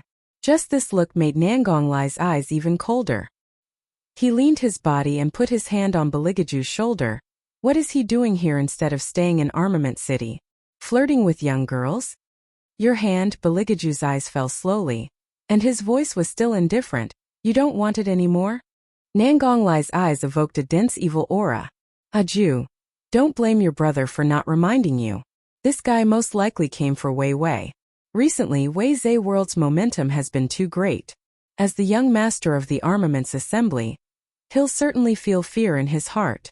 But it's strange that Helian Vivian would speak up for him. Listening to her, these two people have interacted before. What does this mean? People in the same industry sympathizing with each other? Sympathizing with each other? After hearing these 4 words, Beligaju's mouth showed a dazzling coldness. It was so cold that Nangonglai swallowed all the words he was about to say. Meanwhile, the other students were still immersed in the newcomer. Oh right, have you heard? There is a new student from the superior compound. She looks like a fairy. I don't know which family she is from. She is young, but her martial chi value is very high. She lit up the whole crystal ball. Even the dean is full of praise for her. More importantly, she can make armaments, and she has a high-quality weapon on her. Is there really such a person? Where did she come from? I have never heard of such a person in the capital. I don't know either, but this news must be true. The teacher from the superior compound admitted it himself. The news about the new student was the talk of the town. But this was the most common thing for Helian Vivian. There were very few things that could arouse her interest. Plus, she was now focused on how to find the hidden army, so she did not pay attention to these things. However, what she cared about was that Yuan Ming said in her ear, "This girl is really interesting." When Helian Vivian looked up, she saw a young girl standing in the commercial courtyard that she often visited. She looked like she was choosing books. However, besides Helly and Vivian, very few people came to this place. Logically speaking, it should not be convenient for Elder Huan to appear when there were other people around. However, today, he sat steadily in the courtyard with a cup of hot tea by his hand. Helly and Vivian smiled and walked over. When the young girl saw Helly and Vivian, she smiled lightly. What a coincidence. It is indeed a coincidence. When Helly and Vivian was a person who was casual, no one could guess her emotions.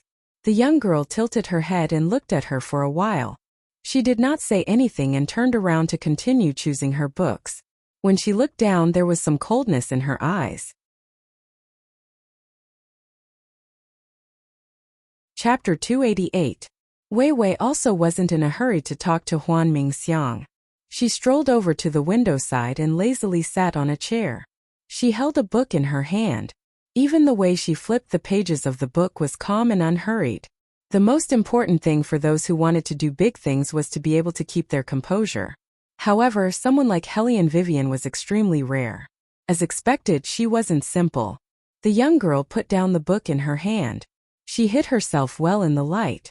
Huan Mingxiang glanced at Helly and Vivian with admiration and said, "Wan Yen, come out." This old man said that she is very good at keeping secrets. If there is a third person, she definitely won't come and greet this old man. Just as Huan Mingxiang finished speaking, a cyan figure flashed past and silently landed on the ground. The young girl walked over and greeted him, "Martial uncle." Wan Yen raised his hand. His expression didn't reveal anything. Like Huan Mingxiang, he was the leader of the battle spirit forces. Every leader had their favorite person to join them. Without a doubt, this young girl was the person he was looking forward to. It seems that I worried too much. Wan Yen retracted his gaze from Helly and Vivian. She does things more calmly than I expected. Huan Mingxiang stroked his long white beard and pointed out, "You will discover many more good points in the future." Wan Yen didn't reply. Instead, he said indifferently, "I heard that she doesn't have martial qi yet." "Ha, woman, another person who looks down on you." Yuan Ming smiled evilly. Helly and Vivian indifferently yawned. Huan Mingxiang's eyes flashed and his tone turned cold. "But she won the martial qi competition in the capital. I think it's impossible that you don't know about it." "Elder Huan." Wan Yen glanced at Huan Mingxiang. "I don't mean anything else. Since she is a student who passed, she definitely has her value. However, you also know that the battle spirit forces have always emphasized speed, infiltration, and concealment. She still has much to learn." When Helly and Vivian heard this, the corners of her mouth curved up. She never thought that there would be a day when someone would question her ability to infiltrate and conceal. She entered the Tang sect at the age of 7, and the first lesson she learned was personally taught by young Master Tang on how to hide her true self in front of others. "It seems that Your Excellency is very worried about me." Hellion Wei Wei stood up. Her long legs took large strides, as if she was stepping on the spot, and slowly walked over. Luan Yin glanced at her and said, "It's not that I'm worried. I just don't understand. Your Excellency is not my guide, so naturally you don't understand me." Hellion Vivian lazily lifted her eyelids. "It's just that the moment you came up, you picked on my faults. Isn't this a bit disrespectful to Elder Huan?" Luan Yin choked on her words and his expression changed. He turned to Huan Mingxiang and said, "Elder Huan, I didn't mean that. It's just that the battle spirit forces have never accepted anyone without martial qi. I'm worried that when it comes to actual combat, she won't be able to keep up. Those who are selected will go through a period of training. During this period of time, if they are not qualified, they will be eliminated." Huan Mingxiang looked at Luan Yin indifferently and said, "There's nothing to worry about. Just take care of the person you've chosen." After hearing this, Luan Yin knew that he had gone overboard. Although he did not think highly of Hellion Vivian at this point, he still wanted to see who would stay until the end. Perhaps wanting to change the current atmosphere, the girl suddenly spoke in a clear and pleasant voice. "I didn't expect that you would also join the battle spirit forces. Is this considered a kind of fate?" "Probably." Hellion Vivian's voice was lazy, and there was no emotion in it. This made the girl a bit confused. However, Luan Yin frowned and asked, "You've met?" The girl smiled and explained, "Yes, we've met. Last night when I arrived at the academy, I met this girl. Seeing her here today, I'm somewhat surprised. As she spoke, the girl turned to Hellion Vivian and asked, Yun Biluo, what about you? Hellion Vivian. Yun Biluo smiled politely. The girl narrowed her eyes. As a death servant, she had met many people. However, she had never met a girl like Hellion Vivian. However, it did not matter. She did not care what kind of person she was, because she knew that she would be the one to win in the end. Thinking of this, she curled her lips again. That kind of smile had the sweetness and freshness of a girl. Hellion Vivian looked at her and played with the armament parts in her hands. Yuan Ming, on the other hand, smiled evilly. Everything seemed so calm and tranquil. However, when An Ing received the news from Heizhu, his eyes were filled with shock. White Academy? Miss Yun was actually in White Academy? An Ing frowned and his body froze for a moment. Other than Eunuch Sun, he was the only one who knew that His Highness was a student in White Academy. It was very peaceful at first. But now Miss Yun was also here. This matter seemed to have become very troublesome, because the retired emperor had always disliked Miss Yun. At this time, Miss Yun's return was bound to cause His Highness to misjudge some things. He really did not understand why Miss Yun did not appear earlier or later. She only came to White Academy when His Highness had just gotten married. He understood what Heizhu meant. She wanted him to tell His Highness about this matter. However, he did not think that now was a good time to speak. Only I know about this matter. An Ing looked at Heizhu and said, Don't spread it out. Heizhu laughed. I know. The retired emperor has always disliked my sister, so he definitely does not want to see my sister come back. I used to think that my sister was gone, but I did not expect that she had gone somewhere else. That year, the retired emperor stopped His Highness from being with my sister. His Highness was sad for a long time because of this. Now that my sister is finally back, they can finally be together. Of course, I will not leak the news of my sister's return. There are many eyes and ears in White Academy. If the news reaches the retired emperor's ears, I will be the one who harmed my sister. What happened that year? An Ing paused and said, We don't know. The retired emperor may have his reasons for doing that. As for other things, Heizhu, I will say it for the last time. Since His Highness has agreed to marry the princess, we as servants had better not talk too much. Servants? Heizhu sneered. She had enough of these two words. Her sister had already promised her that if she became the third princess, she would definitely ask His Highness to leave a place for her in the palace. She envied her sister's talent and felt that only such a woman was worthy of His Highness, so she never dared to have any delusions. That ugly woman was just lucky to get the retired emperor's approval. Otherwise, His Highness would not have agreed to marry her. However, she did not say this to An Ing because the lesson last time was enough for her. She was now only waiting for An Ing to tell His Highness the news of her sister's return. She wanted to see what would happen to that ugly woman. Chapter 289. At night, the moonlight was beautiful, but it couldn't compare to the man in the white robe lying on the soft bed. Shadow stood aside, hesitating whether he should go in or not. Beligaju didn't look up from the scroll in his hand. What's the matter? Shadow lowered his eyes and swallowed all the words he wanted to say before changing his mind.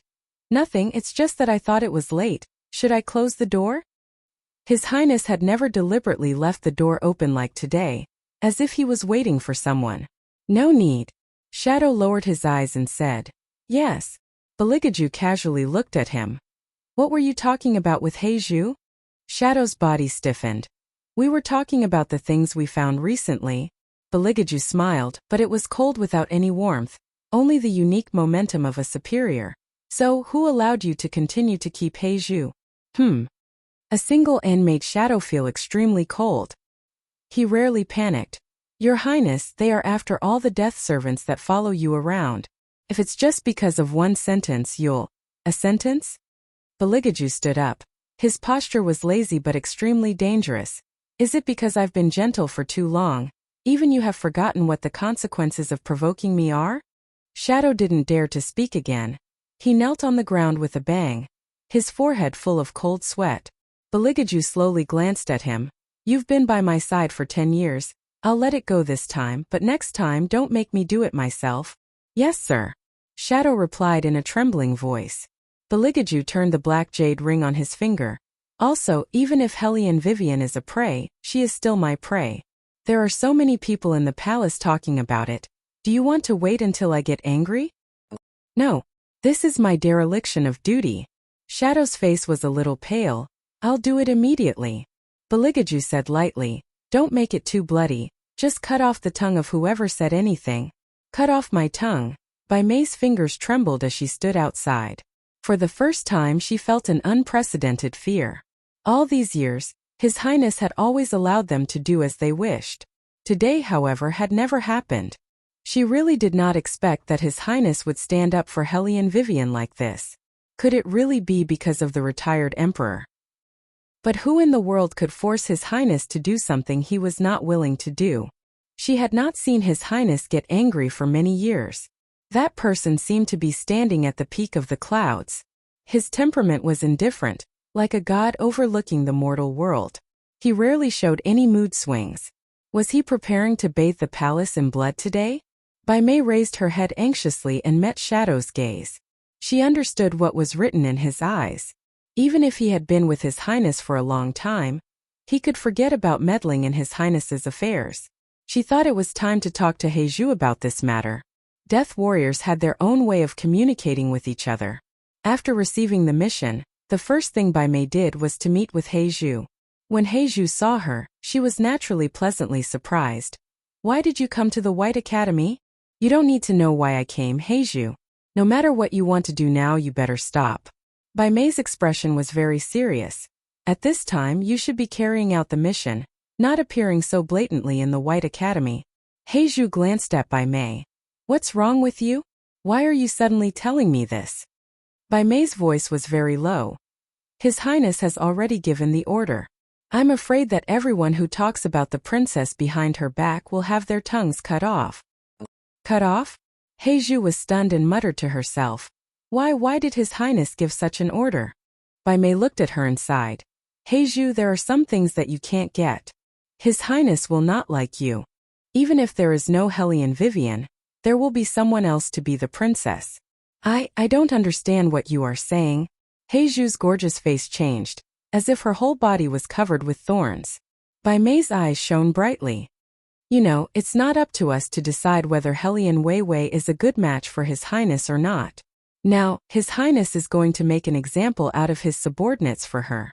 If you continue to be stubborn, sooner or later, it will be your turn. Huh? You mean His Highness is going to kill me for a chess piece? Heizhu seemed to have heard an incredible joke. She laughed softly. Bai Mei, you are the one who doesn't understand. Why does His Highness want to marry that ugly woman? Is it because of the retired emperor? If His Highness really cares about Hellion Vivian, why would he protect her so obviously at the wedding? We know very well what kind of person His Highness is. In order to protect my sister, His Highness has never shown his feelings in front of others. He personally told us that as a man of sacrifice, the most important thing is to be patient. But as a king, he knows to hide what he likes and push forward what he doesn't care. Don't you think Hellion Vivian is just a shield for His Highness? Bai Mei frowned. Yes, I admit what you said before, but His Highness doesn't need to make such a shield for himself. It's necessary because... Heizhu suddenly looked up, her eyes shining brightly. Elder sister is still alive and has returned. With His Highness's intelligence, I'm afraid he already knew that elder sister is still alive.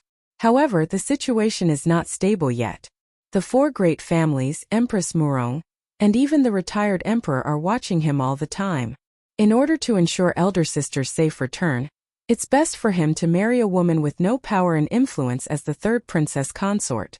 Hellion Weiwei is the best choice. Bai Mei opened her mouth as if she couldn't believe it. You mean my sister, she is still alive? Yes, she is now in White Academy. Heizhu looked at Bai Mei and smiled. It's a pity that I can't enter the palace. Otherwise, I would be able to send a message. But it doesn't matter, I've already told An Ying will definitely tell His Highness what I know. Bai Mei did not speak. She lowered her eyes as if she was thinking. She was sure that the matter of His Highness coming to White Academy to be a student was not known to many people. If she did not have a mission today, she would not have known. But my sister is back. His Highness's recent abnormal behavior could be explained. Like what Heizhu said, according to His Highness's character, it was impossible for him to act like this. If it was to make my sister safer, it was necessary to sacrifice Hellion Vivian. Bai Mei lowered her eyes. Does Qingzhan know about this? I didn't tell her. Heizhu sneered. I don't know what that ugly woman said to her, making her willing to be a maid. Before His Highness gets the news about my sister's return, the fewer people know, the better.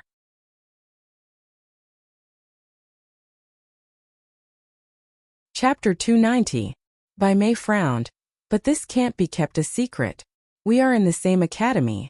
Qingzhan will see sister sooner or later. You don't have to worry about this. Sister has grown up. She is still as powerful as when she was young.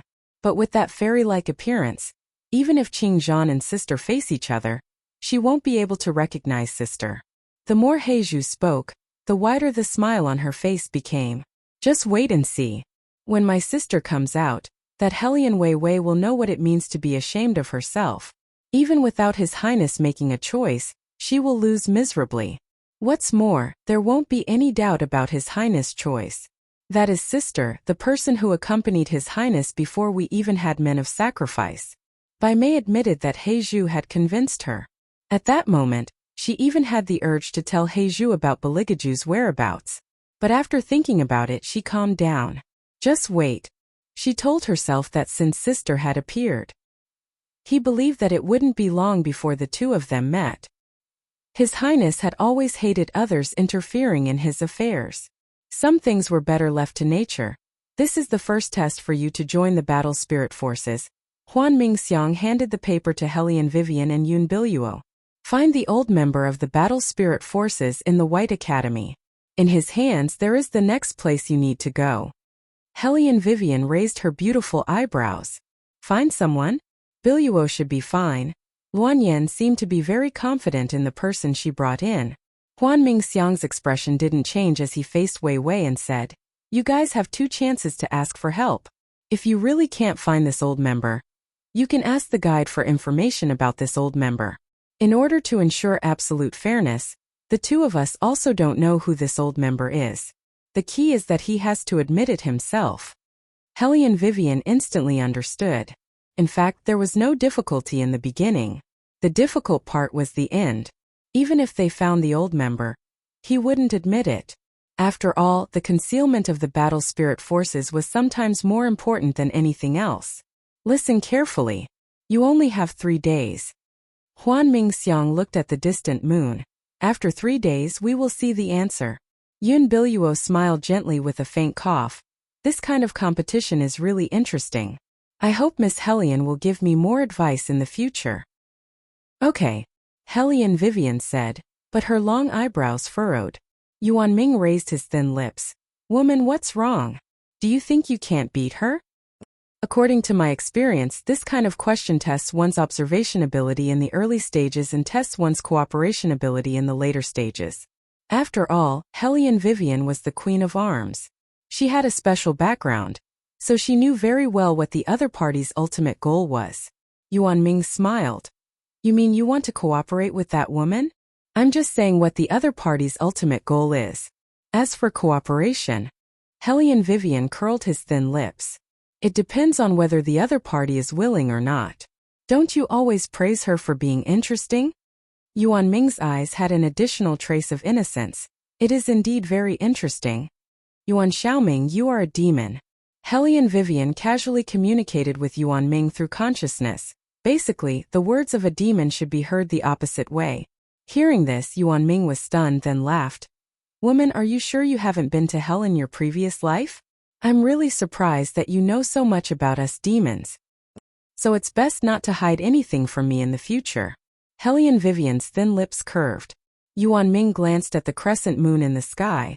We are talking about you and the third prince again. Don't hold a grudge against me. I am thinking for you. Isn't the way you get along with each other now? Speaking of the third prince, Hellion Vivian seemed to have thought of something suddenly. Oh no. What? Huan Mingxiang looked at her in confusion. Is there a problem? Hellion Vivian packed her things and turned around. No, but I still have an appointment. I'll leave first. This girl is in such a hurry to leave. Huan Mingxiang looked at Hellion Vivian's disappearing figure, and couldn't help but shake his head. It was enough to show how much he doted on Hellion Vivian. Yun Biluo retracted her gaze and said to Huan Mingxiang and Luan Yan, "Seniors, I'll leave too?" "Wait a minute." Luan Yan stopped Yun Biluo. "You don't want the news too?" Yun Biluo smiled gently. "If Miss Hellion doesn't want it, I don't want it either. Then there will be more to see." Huan Mingxiang stroked his long white beard meaningfully. "Both of them don't want to give me a hint. This is the first time I've seen this since I became a guide. Girl, could it be that you and Wei Wei have a grudge against each other?" Yun Biluo's eyes were smiling. "Elder Huan, what are you talking about? We bumped into each other yesterday, but she took my things by mistake, so I want to get them back from her." Oh, Huan Mingxiang already had a plan in mind. However, his expression didn't change as usual. "What is it that's worth it for you to compete with her?" Yun Biluo seemed to be very surprised. Her eyes widened, full of innocence. "Elder Huan, why do you say that? I don't mean to compare with her." Then she curled her lips. "Moreover, I don't think it's necessary for us to compare. Elder Huan, don't worry too much." After that, Yun Biluo nodded at Luan Yan and walked into the night. Huan Mingxiang muttered in his heart. He didn't know why, but he always felt that this girl looked familiar. But when he thought about it carefully, he didn't see her anywhere. But generally, newly selected students would have a competitive mentality. Huan Mingxiang had seen this kind of thing many times, so he didn't pay much attention to it. At this moment, Luan Yan spoke. "Hellion Wei Wei has underestimated how easy it is to find this person. This person has been staying in the White Academy for a very long time, yet he was able to hide from us. This means that he is not that easy to find." Hellion Vivian thought it was too easy, but that Yun Biluo didn't think it was that simple? Huan Mingxiang didn't comment. Luan Yan smiled. "Elder Huan, I don't mean anything else, but for so many years, the battle spirit forces chose from people who were experienced and knowledgeable. Yun Biluo was recommended by the elders, and I have seen her foundation. She is very good. Not only is her martial chi amazing, even her disguise skills are very good. As for Hellion Vivian, I know she has done a lot of shocking things recently, but Elder Huan, you should understand that to find this person, it's not enough to rely on martial chi alone. It also requires a strong observation skill." "Do you think Hellion Vivian can do it?" Huan Mingxiang smiled faintly, but he didn't tell Luan Yan that at that time. It was Hellion Vivian who exposed his disguise as an old man sweeping the floor. Don't ever look down on that girl.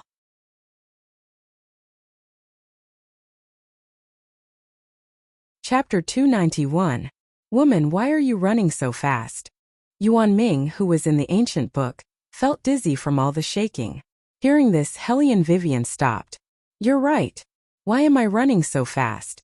I'm already late anyway." "It's closing time now," Yuan Ming lazily said. "Have you forgotten the rules of your academy? It seems that it's the power of love that made you climb the wall in the middle of the night." Hellion Vivian supported herself with one hand and easily jumped over. Just as she was about to reply to Yuan Ming, a gentle voice came from behind her. A gentle cough came from behind, followed by a faint medicinal fragrance.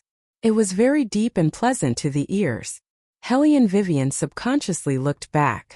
She saw that the page boy standing beside that person looked as if he had seen a ghost. He was about to shout, "Someone!" However, he was gently interrupted by the man. "Xiao Jiu, don't be rude." But she. Little Jiu had lived for so long, but she had never seen a lady from a wealthy family climb a wall. Even a female bandit would not be so brazen.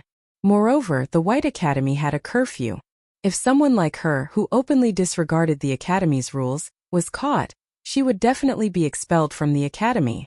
When Hellion Wei Wei saw that she had been discovered, she did not bother to hide. She saw the man sitting under the big tree that was full of blooming locust flowers, with a teacup beside his hand, as well as a white jade and black stone chessboard. She smiled and said, "Young Master Wu Shuang is so elegant. Let's drink." Jing Wushuang was a person who could not be hated. Especially when coupled with her brilliant temperament, it was very easy for people to let go of their hearts. Hellion Vivian looked at the dim light in the distance and thought for a moment before saying, "No, the Academy has rules. Men and women are not allowed to touch each other." I'll drink with young Master Wuxia after I leave the academy. Xiaojiu opened her mouth. She thought, you even climbed the wall, why do you care about the academy rules? Jing Wuxia had a faint smile on his face. Since that's the case, I won't keep Miss Wei Wei. See you in class tomorrow. Okay. Wei Wei's lips curved into a smile as her beautiful figure shuttled back and forth within the courtyard. Xiaojiu, who was standing beside Jing Wuxia, curled his lips and said, Young master, that woman is obviously lying to you. Young master treating her to tea is a compliment to her. But she is so perfunctory. Little Jiu, do you know who she is? Jing Wuxia placed her white chess piece down. Xiaojiu shook her head. I don't know him. You don't leave the manor, so naturally you don't know him. Jing Wuxia backhandedly ate a black chess piece. She's Helian Wei Wei, the one who was just married into the third prince's family. You remember, you can't offend this person. Xiaojiu disagreed. Just because she's the third princess consort? No. Jing Wuxia placed the last stone and reversed the situation. Because the person who won against my Wuxia was her. Xiaojiu was so shocked that she forgot what she wanted to say. After a while she said, but young master, didn't you say that you would marry the person who won against your Wuxia? Now this? Jing Wuxia didn't say anything else. She only paused for a moment. A gentle breeze blew past her face, and her ivory white robes fluttered in the wind. Little Jiu, don't say such things in the future. It will ruin her reputation. Yes. Xiaojiu lowered her eyes, but her heart was itching like a cat's paw. In all these years, she had never seen young master have any special feelings for that woman. He was so polite to everyone. Even when he rejected them, no one would feel disgusted. However, this Helian Vivian was a little different. This was the first time Xiaojiu had seen young master take the initiative to invite someone to tea. It was a pity that the other party was a married woman. You're saying that it was because she met Jing Wuxia midway that I had to wait for so long? Beligaju coldly curled his thin lips, as if he didn't care. He loosened his collar with one hand, and the other hand lazily hung by his side. A cold light like splashed ink leaked out of his eyes, and he looked like he was smiling. However, those familiar with him knew that he wasn't smiling. The shadow guard who came to report only knew what he saw. He didn't know where Helian Vivian had gone. Following the principle of saying less mistakes could be made, he lowered his eyes. Unbeknownst to her, her silent acquiescence caused Bailey Jiaju's pair of deep eyes to slowly form a layer of frost. This made Helian Vivian, who had just walked in, feel like she had been silently implicated. When Beligaju saw her, he calmly ordered the shadow guards, "You can leave first." Yes. After the others left, the room became very quiet. It was so quiet that even the sound of insects couldn't be heard. Perhaps it was because Beligaju had recovered his martial qi, and his body carried the aura of the fire Qilin. Usually, there were very few people in a place where the king of divine beasts lived. However, because it was too quiet, there was a slightly low pressure. Helian Vivian felt that she was in the wrong. She glanced at the white moonlight and said, "There were a lot of things to do today, so I came late." If there were a lot of things to do, you could have asked the shadow to tell me. However, you didn't say anything. Beligaju's voice was very calm. Helian Vivian hadn't expected this. Looking at the arrangement on his table, she knew that he had been waiting for a long time. However, she was too guarded to use the shadow.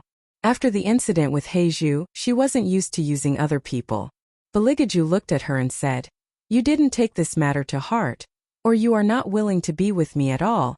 Helian Vivian admitted that when she was busy, she did forget about this matter. However, she said, "I didn't do it on purpose. It's not that I'm unwilling. I'm just too busy." Too busy? Beligaju slightly curved the corner of his mouth. That kind of coldness. Helian Vivian understood in an instant. "You are still looking for someone to follow me until now?" Beligaju didn't deny it. He had always done this. Helian Vivian closed her eyes and was silent for a moment before saying, "If your highness doesn't trust me so much, why did you sign that contract?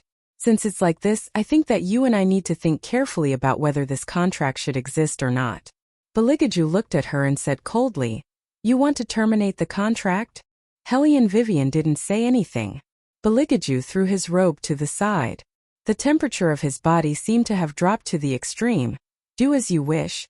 After that, he went into the inner room without looking back.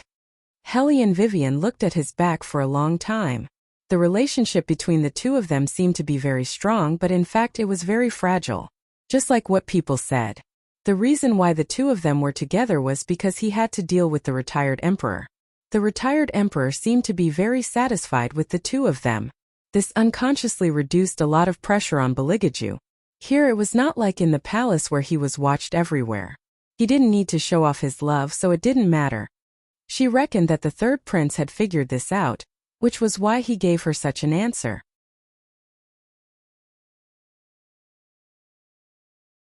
Chapter 292. Are we going back just like that? Yuan Ming turned around and looked at the tall and straight figure standing in front of the window. He smirked. It's good to go back. Woman, you better move faster, in case someone catches you and jumps over the wall. Hellion Vivian felt that Yuan Ming was unusually talkative today. However, Hellion Vivian still picked up her pace and jumped over the high wall in 2 or 3 steps. Bang! As Hellion Vivian disappeared, the candlelight in front of the window seemed to be extinguished all of a sudden.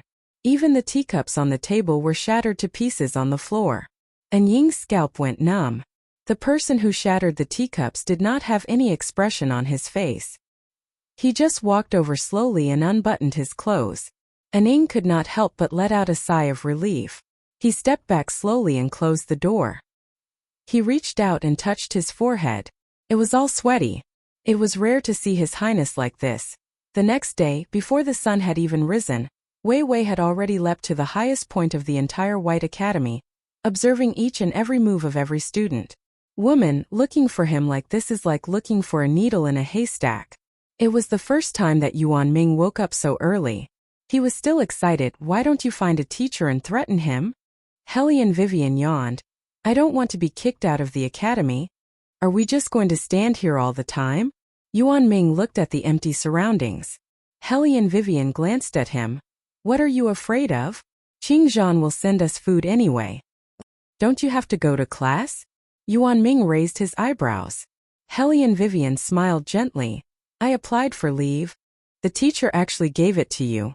When did the little old man who wanted to strangle this woman to death become so easy to talk to? Hellion Vivian covered her small belly and rubbed it back and forth. Women always have a few days of discomfort in a month. That's what I told him. Yuan Ming paused and covered his face silently. That little old man must have gone crazy when he heard what you said. No, he didn't. He just blushed as if I did something to him. Hellion Vivian yawned again with tiredness. I really don't have any thoughts about that old man. Yuan Ming. He was also speechless towards this woman. However, later, he found out that Hellion Vivian was really not feeling well. He frowned and picked a few strawberries for Hellion Vivian to replenish her vitality. After eating the strawberries, Hellion Wei Wei finally felt better. She hugged her little tummy and stayed in a daze for a while. She felt a little uncomfortable from the heat and her face looked pale. Third sister-in-law. This time, the little 7th prince was not holding a meat bun. He was dressed very majestically. There were 2 other little bald heads on his left and right. He looked like a little emperor on patrol. Hellion Vivian did not lie. A little 7th prince frowned solemnly and ordered the 2 people on his left and right. Go to third brother and tell him that third sister-in-law is not feeling well. Yes. The 2 little baldies were about to fly away. Hellion Vivian reached out and pulled them back. It's not that bad. I'll just sit here for a while. You guys can leave. The 2 little baldies subconsciously looked at little 7th prince. Little 7th prince waved his hand. That kind of aura was exactly the same as his third brother's. Hellion Vivian found it interesting. I've never seen these 2 little baldies before. Third brother asked me to choose the shadow guards.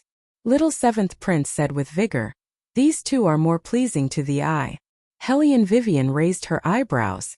Logically speaking, only the person most likely to inherit the throne would have his own shadow guards. Needless to say, the royal guards were appointed by the retired emperor himself. Now that the man asked little 7th to choose the shadow guards, his meaning was obvious. He would be the one who came up with the plan and little 7th would inherit the throne in the end. But, does anyone else know about this? This was what Hellion Wei Wei was worried about. If anyone knew about Bailey Jiaju's thoughts, the little one would be in a very dangerous situation. Sure enough, little Seventh shook his head and sat beside Hellion Vivian like a little tiger. Last year, third brother told me not to tell anyone about this. Then why did you tell me? Hellion Vivian thought for a while. Since last year? How deep was His Highness' plan? The little one raised his head and said domineeringly, "Your third sister-in-law, not anyone else." Hellion Vivian wanted to hug the child again. He was so punk. If you run out of jerky in the future, ask for it from me. I'll get someone to buy it for you. Okay. Indeed, he would not be happy without meat. His eyes lit up. The little one looked at her. You really don't need to tell third brother? No. Hellion Vivian waved her hand. The little one put down the wooden stick in his hand. Then you'll miss a chance to fight for favor. This won't do. Hellion Vivian was amused. You know what it means to fight for favor? When I was young, I wanted to see third brother. I would cry out in pain and third brother would come and feed me meat.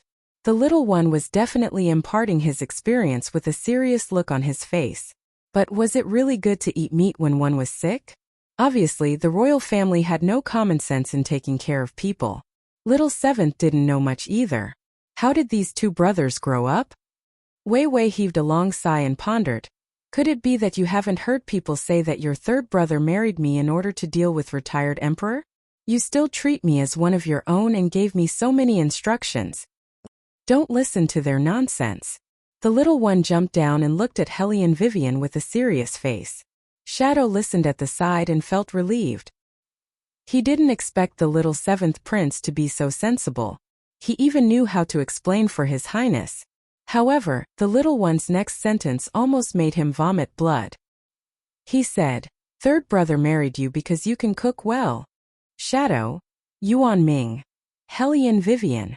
She didn't even know that the royal family had taken a fancy to her cooking skills? It's fine as long as you can cook well. The little one snorted and was very cold. What do they know? Shadow. Indeed they didn't know. She could become a princess just because she could cook well.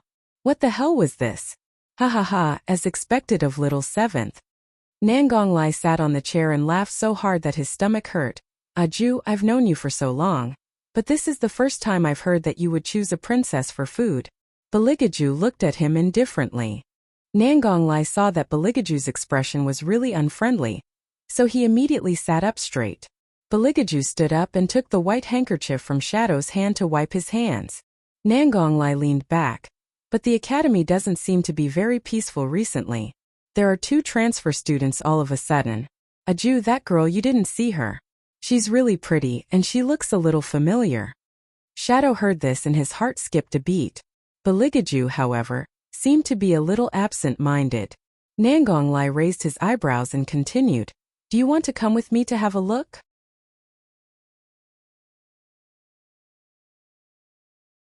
Chapter 293. Not interested. These 3 words were like ice beads, freezing the air in the room. Shadow let out a long sigh and relaxed his nerves. Nangong Lai glanced back and gave Shadow a meaningful look. Then he took his fan and walked out. But when he passed by Shadow, the corner of his mouth hooked up into a wicked smile. "Shadow, your behavior today is a bit strange. Don't tell me you're hiding something from your highness?" Shadow's whole body stiffened, and he couldn't say a word. Nangong Lai was very satisfied with the result he caused. He smiled and left the room. This group of people was really boring. They were not as likable as Little Seven, that little tiger head. But that little tiger head really bit whoever he caught. Other than Ju, he didn't dare to provoke him. The rest of the people couldn't catch him at all. However, this little tiger head was very obedient now. It extended one of its little hands for Hellion Wei Wei to hold, while the other little hand was eating the jerky. It looked at her with round eyes and said, "This is the place where I usually practice my martial arts." As he said, he bent down and lifted a huge rock with his little hand. He lifted it up and put it aside with ease, as if he was inviting someone into his house. Hellion Vivian looked at the cave. There was nothing strange about it, just that the temperature was relatively moderate. Chai Makeway. Hellion Vivian just had this thought, when she saw the little one driving away the huge monster in front of him. There was no sense of uneasiness in his expression at all. That's a magical beast. Yuan Ming opened his mouth with a hint of evil in his voice. I didn't expect that someone would dare to raise a magical beast in the White Academy. This little seventh prince is really bold. The magical beast named Xiaoyi moved its eyeballs, as if it sensed the danger emitted by Hellion Vivian. Its blood-red eyes stared straight at Hellion Vivian. Little Tiger Head patted it. Xiaoyi, don't be rude. That's my sister-in-law. If you're rude to her, third brother will release the fire Qilin to bite you. Be good and make way, I'm going to sleep. The magical beast actually listened to Little Seven's words and moved inside. Probably because of the magical beast, the temperature in the cave was lower, so it was very comfortable to stay inside. Hellion Vivian and Little Tiger Head sat side by side. She looked up at the cave and asked, how did this magical beast come in? It shouldn't be stupid enough to come in by itself. That day when I was practicing martial arts on the mountain, I met the injured Xiaoyi, so I picked him up and brought him back. Hellion Weiwei once again visually estimated student Xiaoye's size. Little Seven, can you not speak as if you picked up an egg? Is this guy big enough to be picked up? Little Tiger Head rubbed the magical beast's head. Although he was only a little tall, he still acted like a master. The forest of fantasy has been very chaotic recently. When I first picked Xiaoyi up, his face was covered in blood. Now he's quite healthy. I wanted to take him out for a walk, but third brother said it wasn't the right time yet. Hellion Vivian chuckled. Take him out for a walk? Do you want him to stomp 3 people to death with one paw? Or do you want all the students in the academy to complain to the dean? Your third brother is right. It's not the right time yet. Hellion Vivian thought for a moment, then fed the magical beast a strawberry. That strawberry was plucked from the spiritual realm. Other than being able to strengthen one's body and improve one's skin, it also had a miraculous effect on healing the wounds of magical beasts and spirit beasts. In order to avoid the heavenly tribulation, Little White had been staying in there all this time. It would probably be out soon. After swallowing the strawberry, the magical beast glanced at Hellion Vivian, then took the initiative to move a little closer. Little Tiger Head happily leaned against his big, soft body. His eyes were already sleepy, but he still forced himself to nag at Hellion Vivian. The dean won't let me eat meat again. Why? Hellion Vivian pulled the little guy closer to her so that he could sleep more comfortably. Little Tiger Head's voice became even more muffled. I beat the Uncle Masters up and didn't let them go to the toilet. Hellion Vivian's mouth twitched. Who taught you this method? Third brother said that beating people up isn't good. You have to make them feel mentally broken. When I'm in class, the teachers always don't let me go to the toilet. I felt that this was very frustrating, so I let them have a taste of it. Little Tiger Head nodded and poked into Hellion Vivian's arms. Hellion Vivian rubbed her temples helplessly. They were indeed brothers. However, is it normal for magical beasts to appear near the school? Hellion Vivian asked Yuan Ming. Yuan Ming raised his eyebrows. It's not normal. But you have to ask Little White for the details. He knows more about these beasts than I do. Hellion Vivian nodded and didn't say anything more. She hugged the soft little guy in her arms and closed her eyes. When the two of them woke up, it was already time for dinner. Qingzhan stood outside the cave, hesitating whether to go in or not. Then she saw Hellion Vivian holding the little seventh prince's hand and walking out. Little Tiger Head didn't treat Qingzhan like how he treated Hellion Vivian. He glanced at her and asked, "Aren't you Lai's man? Why are you with third sister-in-law?" Qingzhan knelt on one knee respectfully. "Seventh prince, I am a royal man of sacrifice. I was mainly responsible for protecting young Master Lai. I was only transferred to Princess Consort's side 2 days ago." "Oh, so she was third elder brother's man." Little Tiger Head put the stone back to its original position without thinking. Hellion Vivian looked around and didn't find any suitable place to eat. She held Little Tiger Head's hand and went to a pavilion in the superior compound. Little Tiger Head loved to eat meat. He bit on the bone with his small teeth and was so obedient that Qingzhan couldn't believe it. She thought that no one could control the little seventh prince except for the third prince. Otherwise, the retired emperor wouldn't send the little seventh prince to the mountain to cultivate his character. She didn't expect, Qing Zhan's gaze fell on Hellion Vivian, who was wiping the little seventh prince's mouth with a handkerchief. She understood instantly. She thought that the only person who could get close to the little seventh prince purely because of love was the princess Consort. The rest of the people were either for fame or profit. And those ladies from the officials' families, they got close to the little seventh prince just to get the attention of His Highness. But they forgot that although the little seventh prince was young, his way of doing things was more vicious than His Highness. As a child born in the royal family, how could he not see through their little tricks? It was probably because he saw too much, so when they heard the little seventh prince's name in the palace, they looked like they heard a tiger that could bite people. Hellion Vivian thought that little tiger head was very interesting. He looked prickly but was comfortable to touch. When he was full, his soft and white belly would be exposed to the sun. Hellion Vivian was enjoying it when she heard a chuckle not far away. "We do have fate." Hellion Vivian couldn't help but look up and saw Yun Biluo, who was dressed in a long dress, standing under the flower tree. She had a pretty face and a fresh temperament. She was even prettier than Hellion Jiaoer, who was following behind her.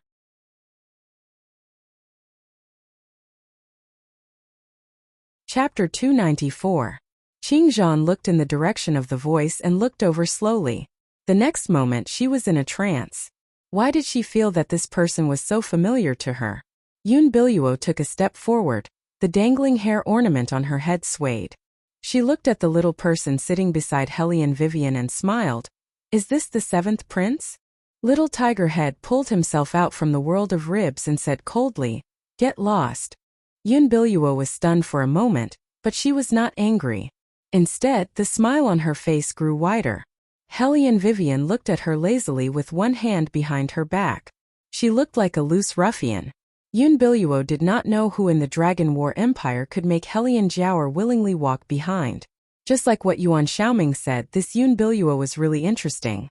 Moreover, Hellion Jiaoer's complacent silence made Hellion Vivian raise her eyebrows playfully. Yun Biluo looked at the person beside her with a faint smile. Since the seventh prince does not welcome us, let's go somewhere else. As she spoke, she walked towards the pavilion and lowered her body. She said in a voice that only Hellion Vivian and the seventh prince could hear, "You're really my brother. You're exactly like His Highness." Little Tigerhead did not expect such a reply from Yun Biluo. He paused in the middle of chewing the ribs and looked up at Yun Biluo. Yun Biluo did not say anything more. She smiled and nodded at Hellion Vivian. The playfulness in Hellion Vivian's eyes deepened. She was not talking to little Seven but to her. So she was an old acquaintance of the royal family. No wonder he kept appearing in front of her again and again. Hellion Vivian supported her chin with her fingers and slowly rubbed the ribs. She gave Yun Biluo an unfathomable smile. Yun Biluo narrowed her eyes. She could keep her composure? She had underestimated this Hellion Vivian. "Let's go." Yun Biluo finished her sentence with a smile. When she turned around, her eyes were emitting a faint cold light. Hellion Vivian ate her food as usual. The pain in her stomach made her feel even more lethargic. After separating from little Tigerhead, she decided to go do her own things. In any case, the royal family didn't really need her to deal with the retired emperor, so she probably didn't need to go to Beligaju's place at night. Hellion Vivian yawned. Just as she was preparing to return home, she saw a flash in front of her eyes. Murong Changfeng, whom she hadn't seen for a long time, actually blocked her path. "Let's have a chat." Murong Changfeng's voice was very low. When dealing with scumbags, Hellion Vivian would not show any mercy. "I don't think there's any need for me to continue talking to you. Don't you want to know why the royal family married you?" Murong Changfeng looked at her as she turned around to leave and suddenly raised his voice. Hellion Vivian was not interested at all, and continued to walk forward. Murong Changfeng clenched his fists. "Hellion Vivian, you don't really think that he likes you, do you? Hellion Vivian, use your brain and think carefully. What kind of man is he? What kind of woman can't he get if he wants? He married you only because the person he cares about is coming back so he can use you as a shield. Otherwise, why didn't he know to help you guard against the 4 great families when he's so smart? He's just using you as a weapon. You can do whatever you want now, but when you're no longer useful to him, do you know what will happen to you? Not only will you be criticized by everyone, But you'll also lose your title as the third princess consort. If you're no longer the third princess consort, with your little profound heaven, how can you fight against the four great families? Not to mention others, even the third prince. Do you think he will let a chess piece who knows too many of his secrets stay until the end? You know better than anyone why he sent so many shadows around you. Even I need time to get rid of those shadows. When the time comes, you won't be able to escape even if you have wings. No wonder there were no shadows behind her from the beginning. Not only the shadows, even Qing Zhan was nowhere to be found. Hellion Vivian stopped in her tracks. When she looked back, her eyes were filled with hostility. What does my situation have to do with you? Murong Changfeng, I'm too lazy to care about you. Don't always come here looking for trouble. A warning made Murong Changfeng angry. Everything he said was for the good of this woman. But this woman didn't know what was good for her at all. Good, very good. I'll take it that I'm meddling in other people's business. I'd like to see to what extent you'll be played like a monkey by the third prince. Murong Changfeng flicked his sleeves and left. There was a strong sense of unwillingness on his face. Hellion Vivian didn't even look at him. She continued to walk forward. She seemed to be at ease, but her eyes were a little low. She didn't know if it was because it was time, but the pain in her lower abdomen was more obvious. She really missed the brown sugar water of the 21st century. And those brothers in the Tang sect. Yuan Ming was silent for a long time before he spoke. Woman, no matter what, he was right about one thing. The heart of an emperor is unfathomable. I know. Hellion Vivian's voice was as lazy and calm as usual. When I decided to cooperate with the royal family, I knew what kind of situation I would encounter. But there was one thing that was beyond my expectations. If he has someone in his heart, it's really not suitable for us to cooperate anymore. Yuan Ming didn't speak. Hellion Vivian turned the umbrella that turned into a bracelet. Her eyes were faint, and there was a hint of mockery at the corner of her mouth. Indeed, it's better to rely on yourself than anyone else. Yuan Ming looked at her for a while before he said, Woman, don't forget that you still have the military seal in me. Hellion Vivian smiled. Of course I didn't forget. I know very well what I'm doing. If I don't send Hellion Guangyao to hell personally, my rebirth in this life would be in vain. It's great that you can think this way. Yuan Ming realized that he really didn't know how to comfort people. What followed was a period of speechless silence. However, at this moment, Qing Zhan was standing in front of Yun Biluo. There was a faint light in her eyes. If it wasn't because of what He Zhu said to her before, she might not have suspected anything. But now this person Qing Zhan's sight changed along with Yun Biluo. Yun Biluo seemed to have seen her a long time ago, but she didn't plan to do anything. She looked back at her with gentle eyes. Qing Zhan paused for a while before she took a step forward. She still retained the characteristics of a man of sacrifice. She wouldn't say much. Even if the other party was problematic, it was obviously not the right place to solve these problems. However, at this moment, Yun Biluo spoke with a smile in her voice. Since you recognized me, why didn't you come and say hello? Qing Zhan, I haven't seen you for so many years. You've grown so tall. You're really different from the little girl back then.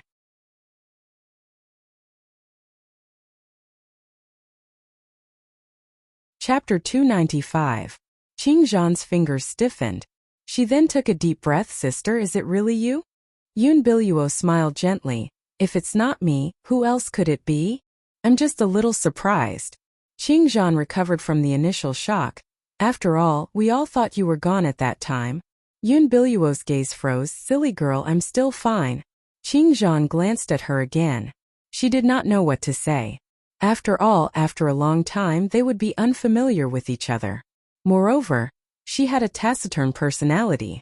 Yun Biluo seemed to know her very well. She smiled again. Come with me.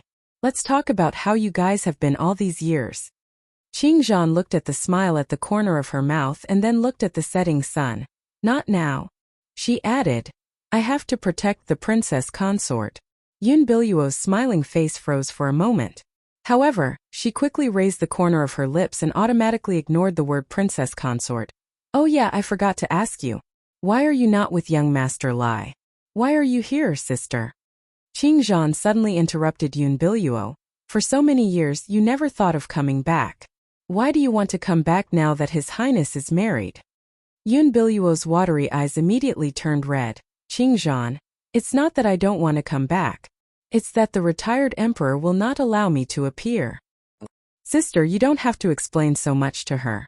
Heizhu, who was listening at the side, suddenly jumped out and looked at Qingzhan with a cold smile. This girl has been bewitched by Hellion Vivian. She can't even differentiate between right and wrong. Yun Biluo looked extremely upset and shook her head at Heizhu. Qingzhan did not want things to go to this point. However, she raised her head and looked at Heizhu. It's you who can't differentiate between right and wrong, not me. Heizhu, don't forget. His Highness is our master. As she spoke, she looked deeply at Yun Biluo. The tears of her former sister made her feel very uncomfortable. However, this incident was weird from the beginning to the end. She had to be careful. Heizhu, don't talk about little Qing like that. She has her own difficulties. Yun Biluo took a deep breath and coughed softly. When she looked at Qingzhan again, she was already smiling like a pear blossom. Qingzhan knew that since ancient times, benevolence and righteousness could not be fulfilled at the same time. So she left without hesitation. Sister, why are you being so nice to an ungrateful thing? Heizhu's voice was cold. It's a pity that sister still cares about her. She's just a white-eyed wolf. Yun Biluo did not say anything else. She just looked at Qingzhan's departing figure and slowly narrowed her eyes. Of course, Qingzhan heard the scolding behind her. Her fingers tightened on the long sword that she was wearing and then slowly loosened. What she was most worried about now was how to tell the princess consort about this. Does your highness know that my sister is still alive? His highness was also at White Academy now, and it was very likely that he would see his sister. If his highness knew about this, how would he treat Princess Consort? Qingzhan flinched at that moment. She didn't want to hurt the woman who had helped her when she thought she was in the abyss.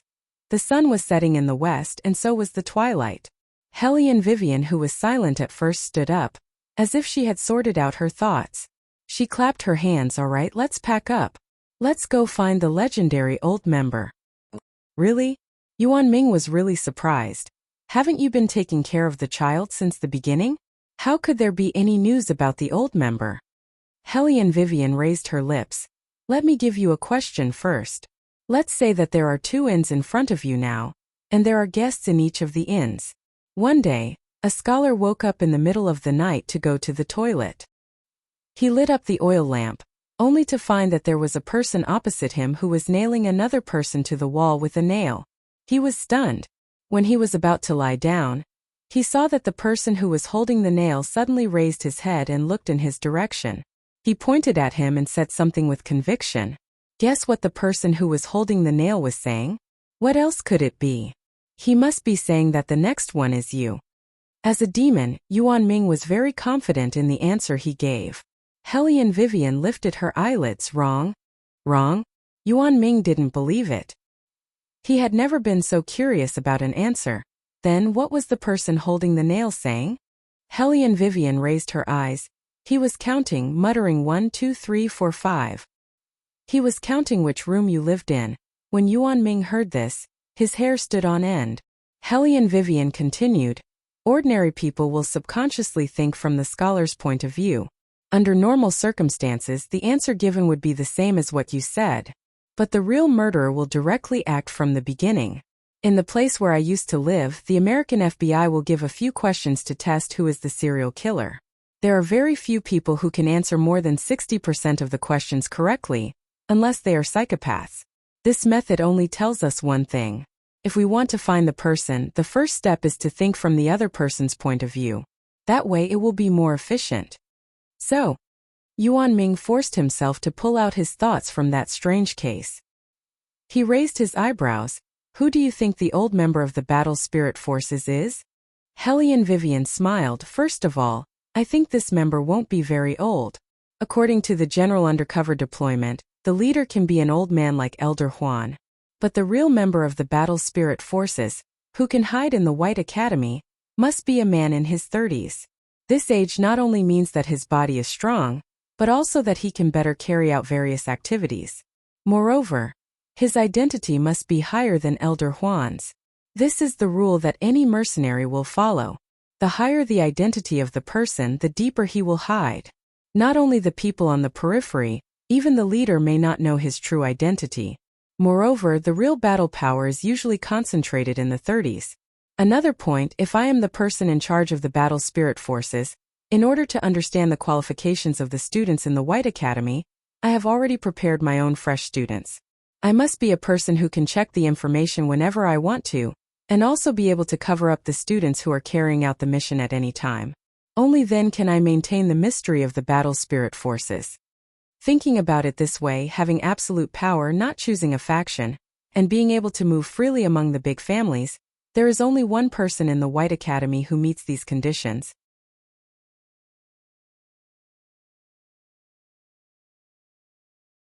Chapter 296. White Academy's headmaster, Tu Su Feng. Hellion Vivian's tone dropped, as if she had made the final decision. Yuan Ming stroked his chin. Woman, you must not let others hear these thoughts of yours. Be careful not to let others find out and treat you as an outsider, cutting the weeds and eliminating the roots. You don't need to tell me, I know. Hellion Vivian flicked the weed in her hand. We can leave now, but it's not time to find the headmaster yet. The most important thing is to think about how to make him admit it personally. Yuan Ming raised his eyebrows. Woman, I find that you're not the least bit flustered. If Third Prince is really like Murong Changfeng, won't you be sad? Hellion Vivian paused her footsteps and stood with her back to the light, her long hair slightly fluttering. When I was young, someone told me to not rely on others. That will make me vulnerable. Oh, Yuan Ming smiled. I like people who can say this kind of thing. Hellion Vivian curved her thin lips and used his old words to stop him. Give up, there's no end to human-demon love. What's more, he's still a straight man. He won't be interested in you. Yuan Ming glared. Woman, you can't have an old lover behind Third Prince's back, right? Look at you, you're reluctant to part with him. What to do, you really guessed right. Hellion Weiwei joked as she took a step forward and walked towards the inferior compound. Indeed, there was nothing wrong. She was just like this. In this world, no one could truly empathize with another person's pain. Your heart was pierced by thousands of arrows. You were in so much pain that you wished you were dead. It was only your own matter. Others may sympathize with you, may sigh, but they would never know to what extent your wound had festered to. Perhaps there really was such a person. When your period came, he couldn't wait to take your place. But regretfully, she had never met such a person. So it didn't matter whether she was sad or not. This way, she could go into battle with a light pack in the midst of war. However, since she was on her period, she couldn't even pack lightly even if she wanted to. When Hellion Weiwei returned to the inferior compound, she started to lie on the bed and pretend to be a corpse. She covered herself with a thick blanket. This was the scene that Qingzhan saw when she came back. She quickly asked Hellion Vivian what happened. Hellion Vivian sat up with the quilt and waved her hand. Isn't it time for dinner? Yes. Qingzhan looked at Hellion Vivian's pale face. I'll go look for His Highness. Hellion Vivian carelessly pulled the blanket closer to her chest and said, Your Highness is not a doctor. Why do you need him? Besides, it's not convenient for a doctor to treat my illness. At this time, the cafeteria must have run out of food. Come with me to the commerce courtyard and have a bowl of hot soup. Qingzhan then retracted her leg and looked at Hellion Vivian's expression. Thinking about Yun Biluo, she could not help but feel a little absent-minded. So much so that she did not hear Hellion Vivian calling her 3 times in a row. Hellion Vivian reached out her hand helplessly and waved in front of her eyes. Qingzhan was stunned. Princess, you finally come back to your senses. Hellion Vivian pointed at the door frame in front of her. It's better to watch when you're walking to avoid the danger of disfigurement. Qingzhan paused and replied, Yes. Hellion Vivian yawned and looked at her slowly. If it's because of Miss Yun who suddenly appeared today that made you like this, you don't have to. Qingzhan did not expect to hear the words Miss Yun from Hellion Vivian. She suddenly looked up and her eyes were fixed. Princess knew? What did she know? How much did she know? Qingzhan had to admit that she was a little flustered at that moment. So Princess, don't mind my sister. Sister is a thing of the past. Since His Highness chose you, he must have his reasons. Qingzhan's voice was very calm. She tried to be calm, but in the end it was obvious that she was not confident enough. Hellion Vivian raised her eyebrows and smiled suddenly. It seems that you have a good relationship. Qingzhan did not realize the meaning of that smile. She was only thinking about what to say to minimize the damage. We are all men of sacrifice who follow His Highness. When I entered the palace, my sister was already there. She was the one who followed His Highness the longest. As his personal maid, she took care of His Highness since he was young. She knew His Highness's way of doing things better than any of us. His Highness also. Qingzhan paused and continued. His Highness also treated her well. It's just that a big fire destroyed everything. His Highness was seriously injured at that time. When he woke up, everything had changed. My sister was missing and His Highness lost his martial qi. He was unprecedentedly depressed. At that time we all thought that my sister was dead. We didn't expect that she was still alive. The reason why she didn't come back was that the retired emperor didn't agree to the relationship between her and His Highness. He didn't want her to come back at all. Hellion Vivian said, "Oh, so she was a man of sacrifice. She even had such a relationship with Beligaju." Qingzhan was stunned. "Princess, you didn't know?" "I know now." Hellion Vivian looked at her with a smile. "Qingzhan, thank you. Your description is very concise and comprehensive." But just now, Princess." Qingzhan stuttered a little. She felt that she was being tricked. She thought that Princess knew everything. Otherwise, why would she suddenly mention Miss Yoon? Hellion Vivian was very innocent. "I only guessed that you might know Miss Yoon because the way you looked at her didn't seem right. As for the rest, I'll just take it as a romantic story." "Romantic story? That's it?" Qingzhan looked up at Hellion Vivian's face from time to time. She found that there was no change in her expression at all. Suddenly she was confused. Could it be that Hellion Vivian liked His Highness so much that she couldn't even notice the meaning in her words? The more it was like this, the more Qingzhan felt that she had to say it out loud. "Princess, my sister is different from others. She is the person that His Highness cares about the most." Hellion Weiwei interrupted her. "So, who do you want to follow now? Are you going to look for her? Or are you staying here?" Qingzhan was stunned again. Hellion Vivian moved her fingers. When the black feathers fell, it was the sky that opened up. She held an umbrella. Occasionally, 1 or 2 drops of rain fell down and fell on the dust beside her feet. It bloomed like a silent flower. She said, "If this is a battle, go find her. You can be elegant and not have a trace of blood on your hands. You can be handsome and live a glorious life. You can't follow me because if you don't stand in that position, there will be people attacking you every minute and every second. I don't have 3 heads and 6 arms, so my hands are destined to be full of blood. But Qingzhan, do you believe that I can give you a world that you have never seen before?"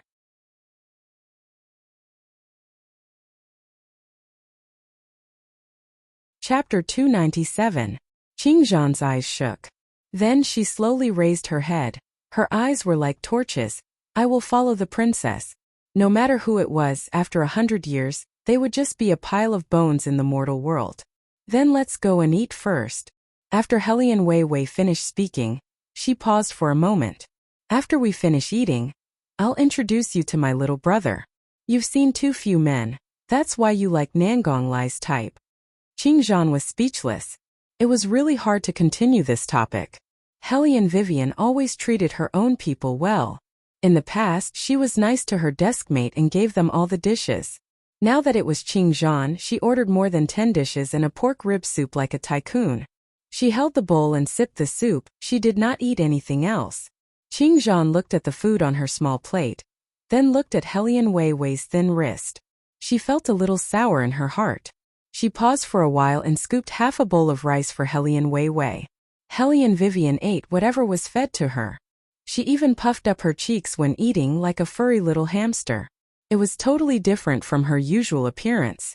The more Qingzhan looked at her, the cuter she felt her master was. She burst out laughing. Hellion Vivian looked at her strangely and continued to stuff rice into her mouth. She was still eating? Qingzhan could not help but laugh. She picked up the bamboo chopsticks and ate. Hellion Vivian was always a woman of her words. After pushing away the rice bowl, she asked someone to call Chunifeng and the rest out. They did not arrange to meet somewhere else. After all, men and women were not allowed to be alone in the White Academy. They decided to meet at the tea house in the commercial compound where people came and went. However, the tea house was unusually crowded today. Hellion Vivian and Qing Zhan just entered the tea house and saw Nangong Lai sitting opposite Yun Biluo. He rarely behaved and listened to something with his side face. Qing Zhan paused and looked at Hellion Vivian subconsciously. It was strange.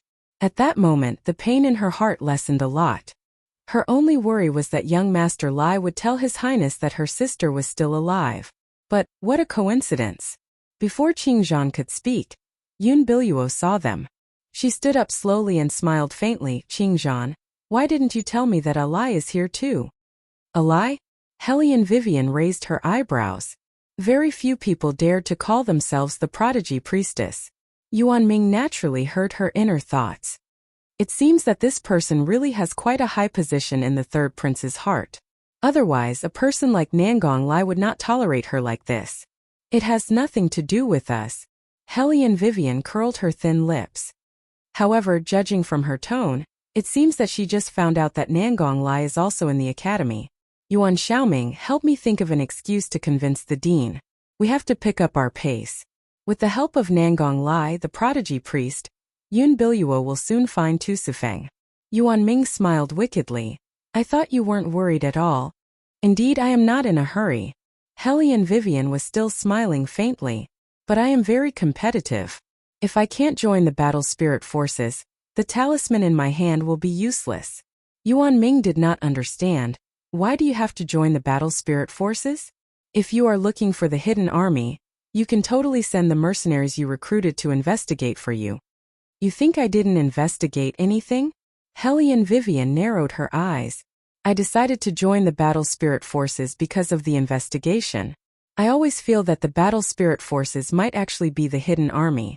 Yuan Ming's eyes narrowed. Your third sister's letter clearly said that the hidden army and the battle spirit forces have different battle styles. How can they be the same? Don't forget what the battle spirit forces are best at. Hellion Vivian curled her lips. They are best at disguises. The strangest thing is that the battle spirit forces and the hidden army have one thing in common. They are afraid of being found out. Why? They are doing a good deed. Why would they be found out?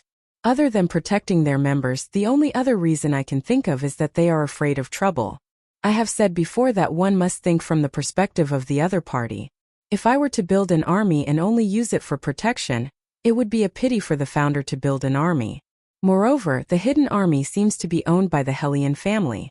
But if you think about it carefully, there is no such army that requires them to approve of the other party before they can take over the army.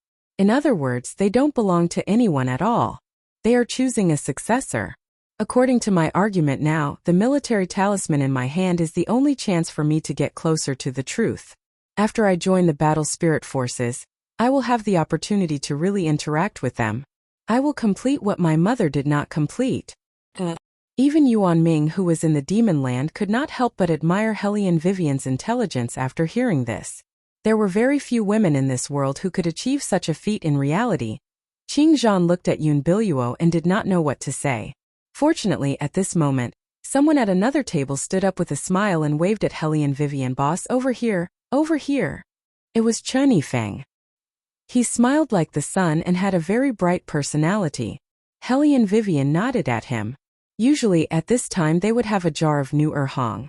Today they could only drink hot tea and not wine. This is Qing Zhan. Hellion Vivian was very dignified when she ordered her underlings. This is Chen Yifeng, General Chen's son.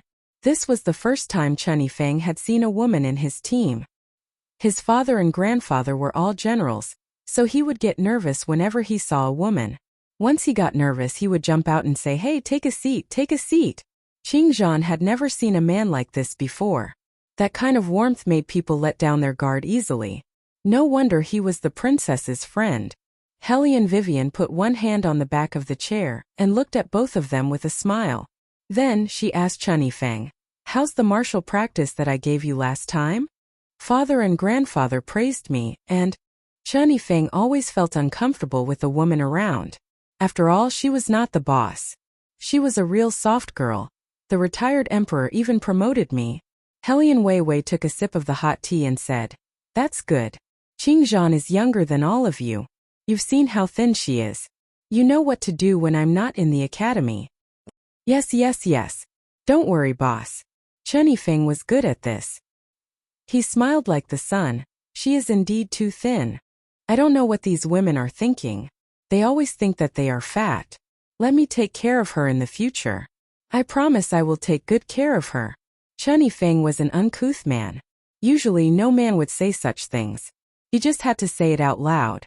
On the other side, Yun Biluo saw it and laughed. What is she doing? Is she looking for a husband for Sister Qingzhan? After that, she looked at Nangong Lai.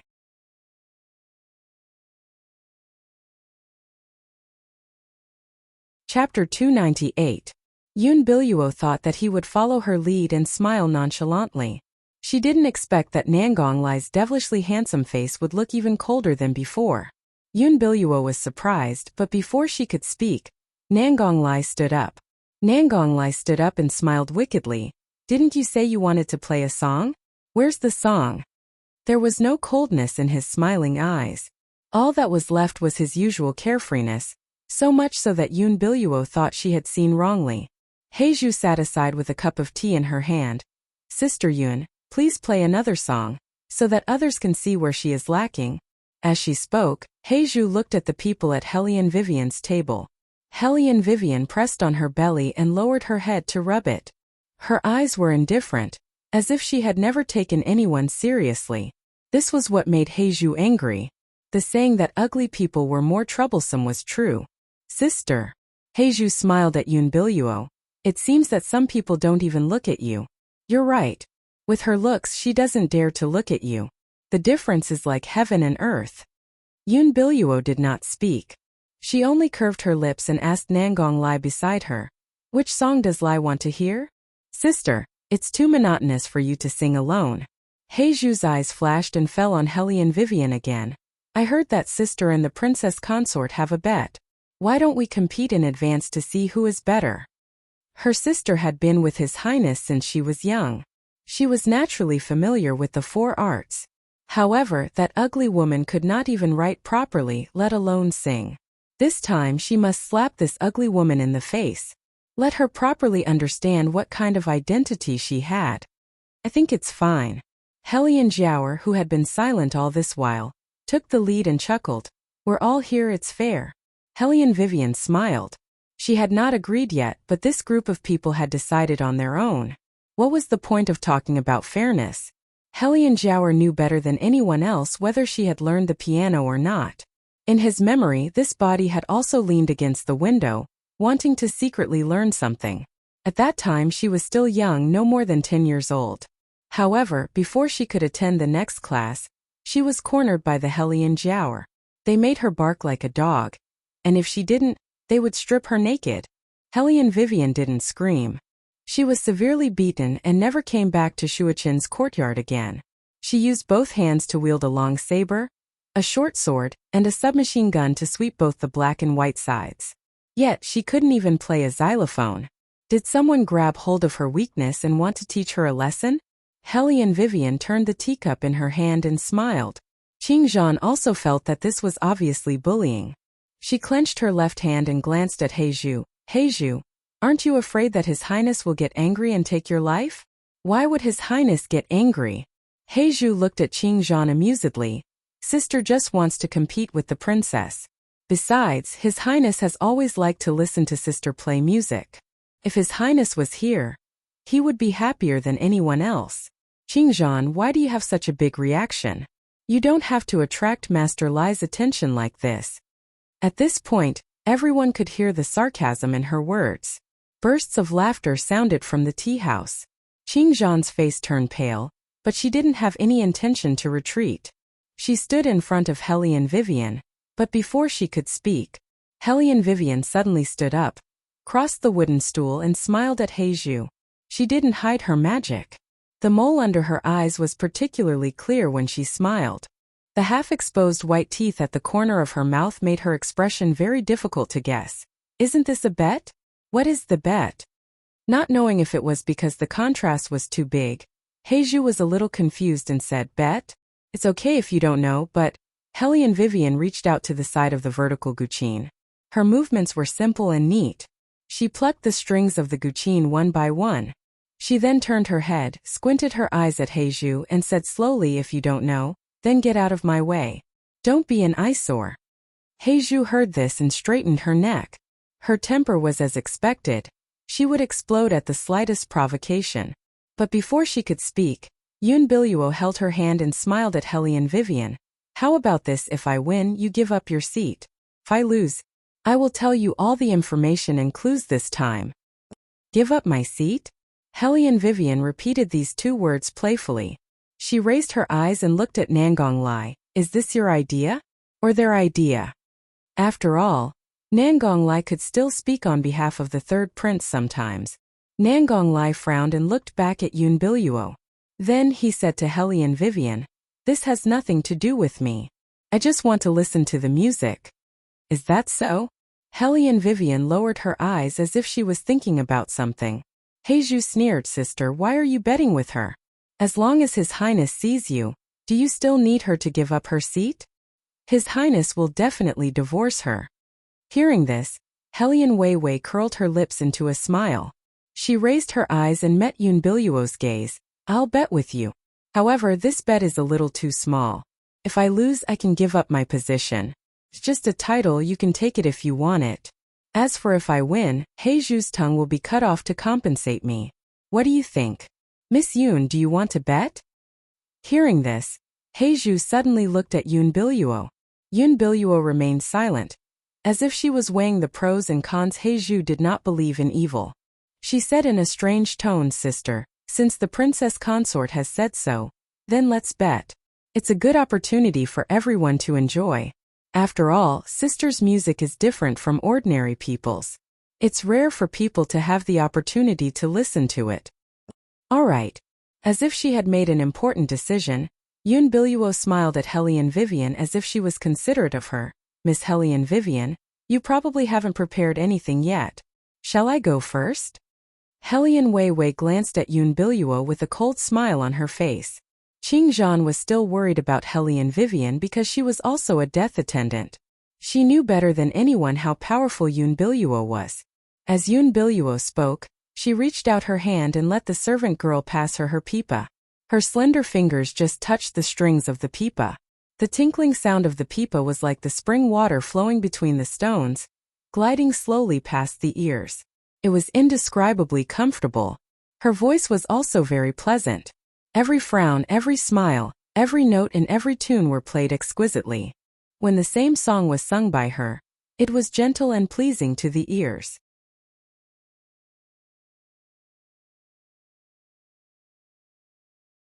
Chapter 299. The people in the tea-house were already mesmerized by the music. When the song ended, Yun Biluo stood up gently. Her figure was like a willow and her beauty won a round of applause. The more Chan Yixiong listened, the more he felt that their boss was dangerous. He glanced at Hellion Vivian worriedly. Their boss was good at assembling armaments, but when it came to singing, it was hard for him to imagine how his boss would sound like when she sang. Wouldn't it scare people away?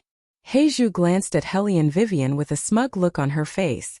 She said to Yun Biluo, sister, your guqin skills are getting better and better.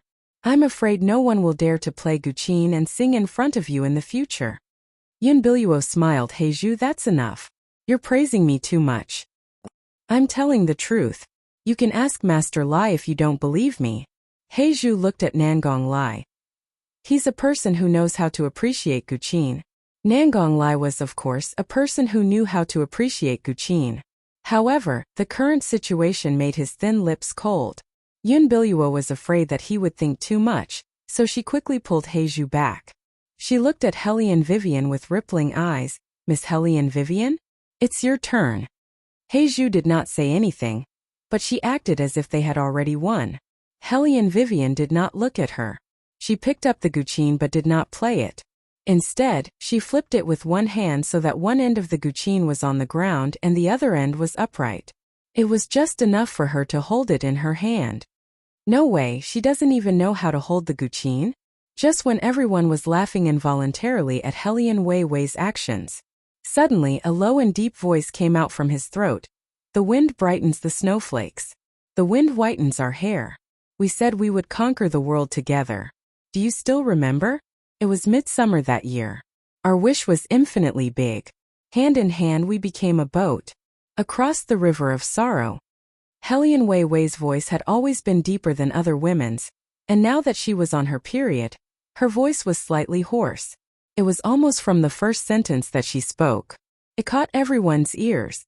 Not to mention others, even Nangong Lai's eyes flashed with a trace of amazement. That kind of melody, that kind of singing voice had never been heard before. At this moment, a flute suddenly sounded from upstairs. It was actually a song that was sung by Helian Vivian. Helian Vivian paused for a moment. She looked upstairs and her eyes met with a pair of twinkling eyes. She saw that Jing Wushuang was looking at her gently. His ivory-white clothes outlined his figure even more elegantly. He looked like a person who had walked out of an ink painting. Occasionally, when the wind blew, he would brush it away with a smile. His movements were slow and elegant. He was so handsome that it could make people in the world suffocate. The sound of Jing Wushuang's flute was not as simple as it sounded pleasing to the ears. The sound of the flute carried a gentle inner force, as steady as flowing water. It seemed to be able to soothe the restlessness and uneasiness in one's heart, and it had a warm and gentle power. Helian Vivian smiled. Her voice became deeper and more pleasing to the ears. It was as if it had been moisturized and blended with the beautiful flute sound. She looked at the people who were listening to the song. Her eyes were shining like a singer who was telling a heartbreaking story. We agreed not to separate. We will always be together. Even if we are enemies with time. Even if we are against the whole world. Innocent time cannot be bullied. Youth is absurd. I will not let you down. Snow begs you not to erase the traces of us being together. When the song fell, the flute sound stopped. The tea house was silent. Chen Yifeng was really dumbfounded. Only when Helian Vivian put down the zither and walked to his side did he react. He blurted out, "This song is too damn good to listen to." It was as if he had triggered a mechanism. When his words fell, the audience was in an uproar. Everyone surrounded Helian Vivian and asked her questions. They couldn't wait for her to sing one more song. Helian Vivian rubbed her stomach and laughed. "Hey, I'm still in the competition. Let me pass first." Oh. Only then did the students open up a path for her. However, with just this one song, Helian Wei Wei had already made a qualitative leap in their hearts. Even the girls from the superior compound couldn't help but think of Helian Vivian's previous experience because of her song.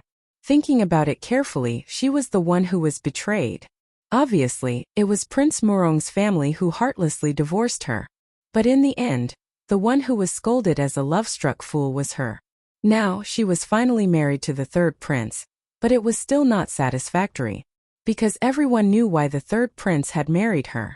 They were all girls. They all wanted to have someone who would never leave them. However, no one dared to say and do as Helian Vivian did. In fact, they were the group of cowards. They didn't deserve to laugh at this ugly girl who was tougher than anyone else. Helian Vivian didn't know what these people were thinking. The reason why she agreed to the bet was very simple. It was to avenge Qing Zhan. So, she was determined to get He Zhu's tongue. Let's vote. Let's decide by the number of people who clap. Helian Wei Wei curved her thin lips and said lazily, "If you think I sang well, why don't you start clapping now? Well, those who clap will get silver." When the people heard the last sentence, they laughed first and then applauded. In the middle, there were also cheers. "Third Princess Consort, you sang really well. Even without the silver, you sang well. Thank you." In the face of such praise, Helian Vivian didn't feel pretentious at all. She smiled handsomely. "Your taste is really good. Calm but not cold-hearted. Indifferent but humorous." These words were perfect to describe Helian Vivian. So, after the speech, there were a few more people who clapped. For the song and also for Helian Vivian. The winner was obvious. When it was Yun Biluo's turn, there were only 7 or 8 sounds. They were the people who followed Helian Jiaoer. He Zhu's face turned pale in an instant. Helian Vivian smiled faintly. She spun a dagger in her palm. At this moment, she was like a demon, pressing every inch. "Do you want to do it yourself? Or do you want me to help you?" He Zhu saw her coming and clenched her hands. It looked like she was going to do it. Of course, Yun Biluo wouldn't let her do it. If something happened, her whereabouts would be exposed. How could she be willing to be taken away by the retired emperor again without even seeing him? Thinking about it, she reached out and stopped Heizhu's movement. She looked at Qingzhan. Qingzhan, you have always been close to Heizhu. If she loses her tongue, the rest of her life. There were feelings among the death servants. It was because they had gone through too much training that those who stayed in the end were few and far between. In their hearts, other than protecting their master, they usually stayed together with the few of them. It could be said that they had gone through thick and thin together. Yun Biluo dragged Qingzhan into this at this moment to make things difficult for her.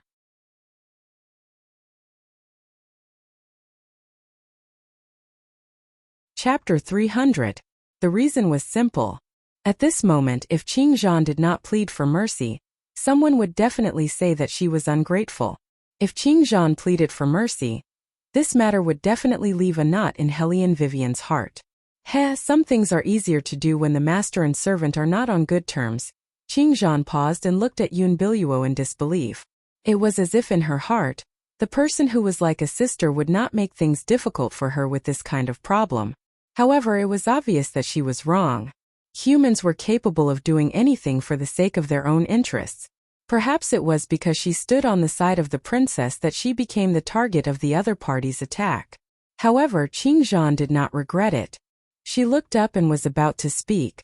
However, Hellion Vivian continued, Miss Yun, Qingzhan is a soft-hearted girl, but since she is with me, she is my person. I have a principle which is to protect my own people. You said that Qingzhan and Heizhu have a good relationship, then I would like to ask. Heizhu has been joking about Qingzhan's previous feelings since just now. You asked about the rest of Heizhu's life? What about the rest of my Qingzhan's life? A woman cares about nothing more than her reputation. Did Heizhu's mouth leave any face for Qingzhan? Or are you saying that you can't afford to lose? Yun Biluo's curved eyes froze. She slowly clenched her fists and exerted all her strength. However, her expression was still as gentle as before. Her eyes were red with grievance. Of course not. Miss Weiwei, you've misunderstood me. Then accept your loss, Hellion Vivian said as she put her hand on Qingzhan's shoulder. And young Master Lai. Hellion Vivian said the three words young Master Lai, very lazily but with a sense of coldness. I think you must have misunderstood something before. She smiled at Nangong Lai. My Qingzhan is too young and is easily soft-hearted. Sometimes she can't even tell what is like and dislike. Moreover, even if she likes, she knows when to stop and let go. No matter what, to treat someone who used to take care of you so much, you just watch her be mocked like this. Master Lai, I have to say you really think too highly of yourself. Do you really think that you can make people never get tired of eating you? Nangong Lai suddenly raised his head. He wanted to explain, but he saw that Qingzhan's eyes were not on him since the beginning. His heart began to sink slowly. It was the first time in his life that he felt so irritated. He wanted to scold someone. Hellion Vivian curved her thin lips slightly and reached out to pinch Qingzhan's face. All right, you don't have to make such a difficult choice. If I want something, who else can make it difficult for me? As soon as she finished speaking, no one saw how she moved. He only felt a cool breeze blow past. Hellion Vivian arrived in front of Heizhu. After all, Heizhu was a death warrior. Naturally, she sensed the danger. She wanted to reach out to block it, but it was too late. Hellion Vivian looked at her and smiled wickedly. First he gave her 3 hard slaps. Pa! He had used a lot of strength in the last slap. Heizhu's entire face tilted to one side.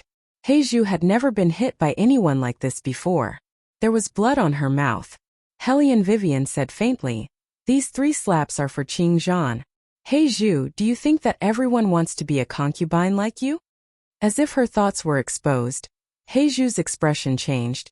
You, what did you say? How much do you want to be a concubine for Beligaju? That's why you do so many disgusting things. Hellion Vivian finished this sentence and moved the dagger. When Heizhu wanted to speak again, her mouth was already full of blood. The pain made her scream in an instant. Hellion Vivian acted as if he did not hear it and retracted his hand. Yun Biluo did not expect that Heizhu would attack without warning. Not only that, she was so ruthless. She caught Heizhu in one go. Looking at the blood gushing out of her body, she quickly stuffed a pill into her mouth. Hellion Vivian did not care about them at all. She glanced at a few students from the superior compound who gasped. Hellion Jiaoer was one of them. How many times have I told you? I'm not the useless person I used to be. You just don't listen and keep coming to me. Chen Yifeng. Yes. Boss, I'm here. I'm here. Chen Yifeng came over excitedly. Who do you want to beat? Just say it. Hellion Vivian knocked on his head. Can beating people solve the problem? We are cultured people. Don't always fight and kill. Chen Yifeng thought. Then who was the one who was fighting and killing just now? I'll listen to boss's instructions. His old man said to follow their boss. She was a powerful woman. Hellion Vivian spoke in a calm tone.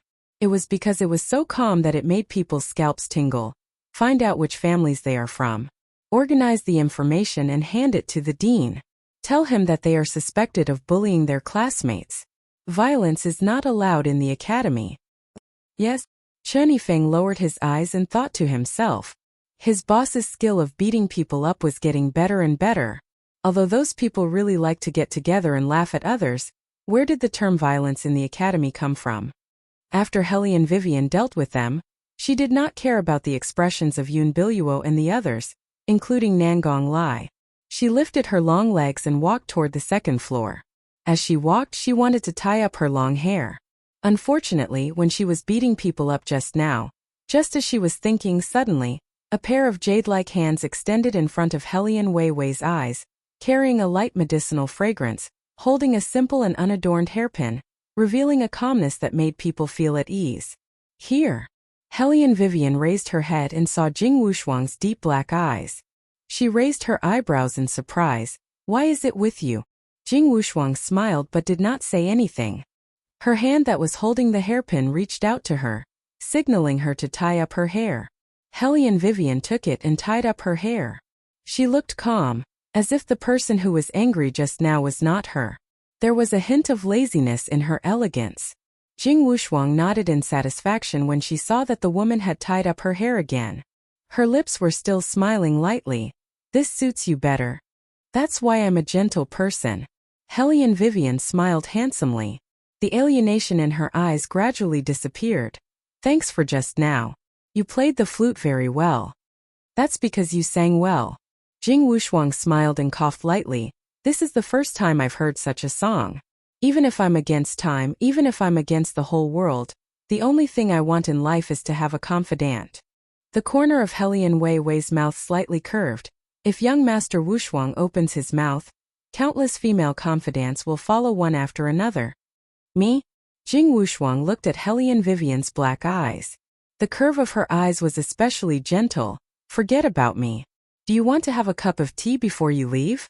I happen to have a martial arts practitioner here that I can't figure out.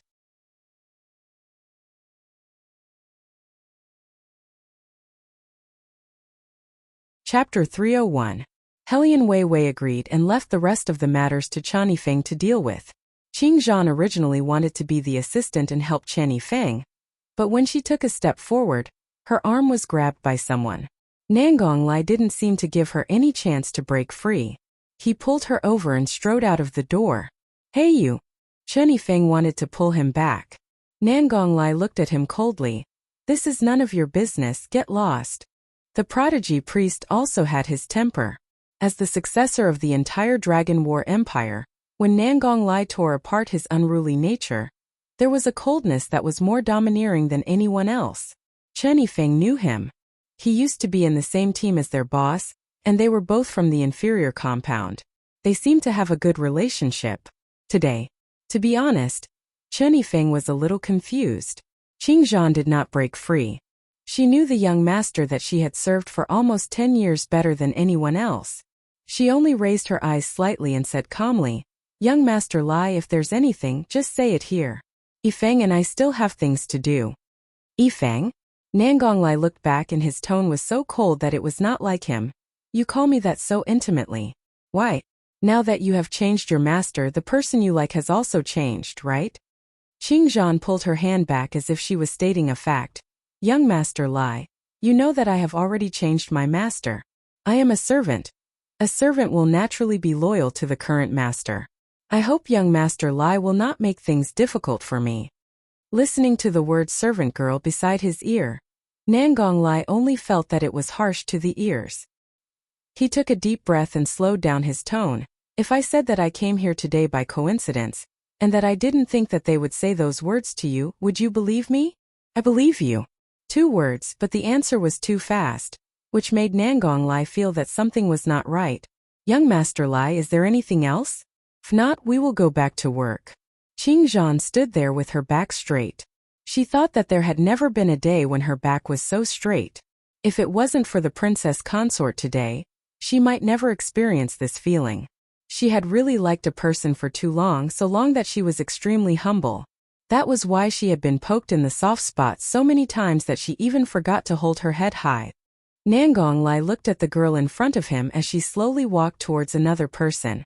Then, the 2 of them compensated the tea house for the loss. The people who were watching the fun just now had become a little frightened. Yun Biluo sat on the ground with He Zhu in her arms. Her face was filled with tears. Nangong Lai was a person who rarely regretted, but today he regretted coming to this tea house. Of course, he would not let those who mocked her off so easily. He just wanted her to know the disadvantages of not having him. But bang! Nangong Lai seemed to be at the end of his patience. He kicked away the wooden stool beside him and walked out of the tea house. He was afraid that if he stayed any longer, he would not be able to control himself and make a move. Based on the current situation, any random person was more important than him in her heart. She was so reckless because she thought that he would not do anything to her. Obviously, she was the one who drugged him, but in the end he was the one who was wrong. Nangong Lai thought for a while and went back. But this time he still looked as evil as before. He leaned his body and whispered in Qing Zhan's ear, "Even if you don't care about yourself, you should think about the end of your princess consort and this Chen Yifeng beside you. If you want the Chen family to lose their position in the officialdom, you should continue to stay here." After that, he smiled and left with a flick of his sleeve. This time Qing Zhan could only bite her lips and follow him. In a corner where no one was around, Nangong Lai did not look very happy. There was a unique coldness in his smile. "It seems that you are really good to him." Qing Zhan's eyes were half closed. "What should I do to appease your anger? You want me to appease my anger?" Nangong Lai's voice was faint. "Then tell Hellion Vivian that you want to come back." Qing Zhan suddenly raised her head and frowned. "Go back? Didn't you not want to see me?" "I have changed my mind again." Nangong Lai stretched out his hand and pressed Qing Zhan against the wall. "Of course I have to keep the person who drugged me by my side and teach her a lesson. What do you think?" Qing Zhan knew what he meant by teaching her a lesson. Her eyes dimmed and she looked directly at the face that she had liked for so many years. "Other than asking me to go back, what can you do to appease your anger?" "You..." Nangong Lai felt a sudden pain in his chest. Then he smiled charmingly. "Qing Zhan, do you really want to do something with that Chen Yifeng?" Qing Zhan's eyes were calm. "Young Master Lai, you know that I have wanted to have a family since I was young. Chen Yifeng is a good person. He works for the princess consort. It is easy to be with him. But I understand what young Master Lai wants to say. I am no longer a virgin and I am not good enough for him." "You mean to say that if you were a virgin you would want to marry him?" Nangong Lai's smile was even wider, but the coldness was more frightening than the evilness. "Qing Zhan, I have really underestimated you." After that, he turned around and disappeared completely from the noisy street. In the dormitory of the inferior compound, Bailey Jiaju's handsome figure stood in a room that didn't belong to him. His deep eyes swept across the empty bed inside. His long eyebrows slightly wrinkled. "Master, the princess consort should not be here." Fire Qilin's nose twitched. "Her breath is cold. It seems that she has been gone for quite a long time." Baligaju nodded faintly. His slender fingers slid across the table, bringing out a touch of coldness. "Master, should we continue to wait?" Fire Qilin looked at the furnishings around and thought that the princess consort was really something. It had lived for so many years, but it was the first time that it saw its master waiting for someone. One should know that its master was an extremely impatient person. Not to mention waiting for someone, he had never even sat down for someone. However, since yesterday, its master's behavior had surprised the Fire Qilin, who was a mythical beast. After a while, Beligaju walked out of the room. His long hair was blown by the night wind. His slender fingers were perfectly wrapped under the gloves. There was a hint of self-mockery at the corner of his mouth. If he did not look for her, she would not know where to throw him away. When had he, Beligaju, ever been like this? Master. Fire Qilin raised its eyebrows in confusion. Beligaju looked at the swaying bamboo forest in the distance. The breeze was blowing and even his voice was cold. Go to the commercial compound? Huh?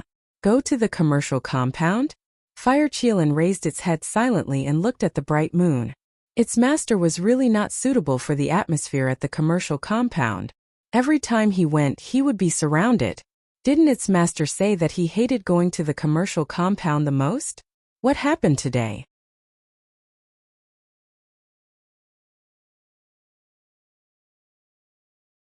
Chapter 302. When Fire Qilin couldn't figure out a problem, it liked to pluck its own fur. Every time it did so, the creatures hidden underground would tremble. As a result, the flowers, birds, fishes, and insects within a few hundred miles of the inferior compound all jumped up and shouted at Beligaju. Please quickly take your pet away.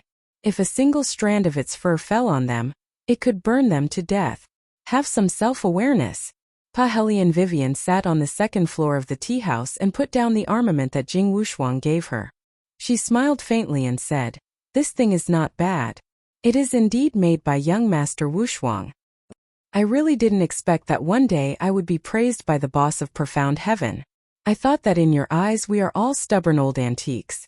Jing Wushuang lowered his eyes and drank a mouthful of tea.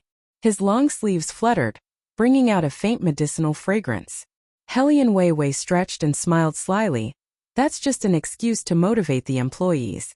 Profound Heaven is still a new armament company. Compared to you guys, we have to have some other unique features to capture the market. Being your enemy is really a headache. Jing Wushuang seemed to be quite helpless, his transparent fingertips supporting his forehead. Hellion Vivian smiled and slightly narrowed her eyes, with a bit of laziness. A gust of night wind blew, and a few pear blossoms fell on her eyebrows and eyelashes. Jing Wushuang looked at her and curved his thin lips. He reached out and wanted to brush away the petals on her head. After interacting with each other once or twice, Hellion Weiwei didn't evade. She only watched as he extended a hand that was as smooth as jade in front of her. Then he paused and immediately withdrew his hand. His face revealed an extremely faint smile, as if he was looking at someone. Hellion Vivian followed his gaze and slowly looked downstairs. She saw the white-clothed, black-haired Beligaju standing there coldly. His long and narrow peach blossom eyes flashed with a cold light, as cold as frost. Beligaju looked at this scene, his pair of eyes floating up and down. The emotions that were rarely stirred up were now raging violently in the bottom of his heart, as if they were about to burst out of his throat. Almost instinctively, Beligaju's slender and cold fingertips touched the white skin of his throat. He exerted a little force, and the external pain slightly balanced the burning heat inside. After that, he indifferently withdrew his gaze from Hellion Weiwei's body and strolled into the long alley. Hellion Vivian also guessed the same. It was time to talk to the other party about terminating the contract. The night grew darker. The Fire Qilin sized up Beligaju's expression. "Master, you bang." Without waiting for Fire Qilin to finish speaking, Beligaju punched the wall. He did not do anything for the past 2 days. Every day when the sun went down, he would wait for her. She, on the other hand, had turned a deaf ear to his words time and time again. The thin fog dispersed. Hellion Vivian only drank 2 cups of tea with Jing Wushuang. The main point was to talk about the disassembly of armaments. However, Hellion Vivian did not hand over all her secrets. Some things only appeared in modern times. If she said, it would inevitably cause some trouble. Jing Wushuang was indeed a person who made people feel comfortable to get along with. Young Master Yen Ruyu was probably talking about this kind of person. Hellion Vivian thought as she walked in the direction of the inferior compound. The night was quieter, and the echoes of footsteps in the alley were very clear. Hellion Vivian could hear the sound of footsteps following behind her. It followed her and stopped, rising and falling at the same time. Hellion Vivian guessed that it must be Shadow, who had been transferred away before, who had returned. She walked all the way to the door and suddenly realized that the sound of footsteps had disappeared. Helian Weiwei wrinkled her eyebrows and stood there for a while before finally turning her head and looking into the distance. After seeing that there wasn't a soul in sight, her eyes narrowed again. Just as she was about to push open the door, her head was covered by a white robe without any impurities.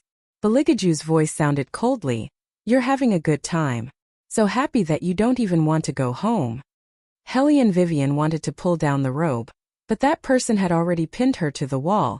"Do you believe that if you dare to move, I'll feed Qingzhan to Qilin? Fire Qilin." "Wait, I'm not a dog." Helian Vivian could only stay still and look at the man's long legs under the robe. Beligaju carried her all the way into the room. However, Helian Vivian felt that the situation was not right. That day, he was the one who said whatever. Moreover, why didn't he look for his personal servant girl but came to her place to stop her? Helian Vivian thought for a while, then pulled the robe away and asked, "Why are you here?" "I've been waiting for you for 2 days." Beligaju looked at her and his voice was cold. Helian Vivian was confused. "You've been waiting for me for 2 days? I told you to come and find me at night."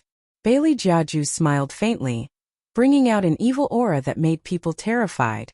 "But it's very obvious that you've already forgotten." Helian Weiwei paused for a moment.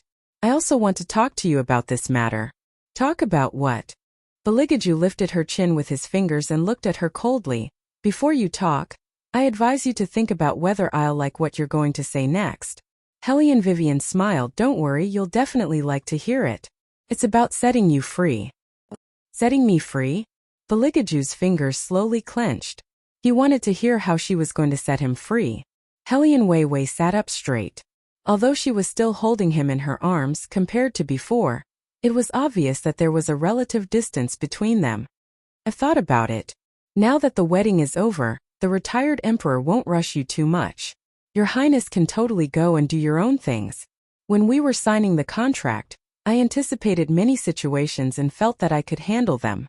However, there was one thing that I neglected.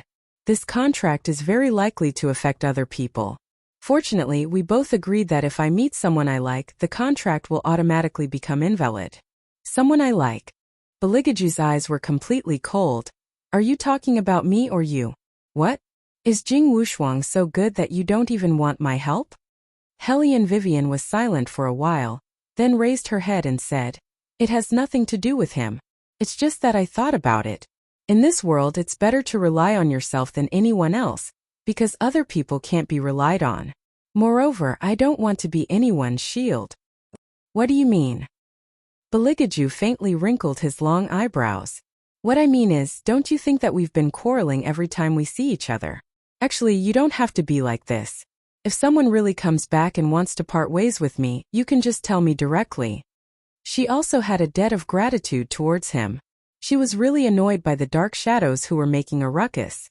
It would be better for him to say it, that would make her feel better.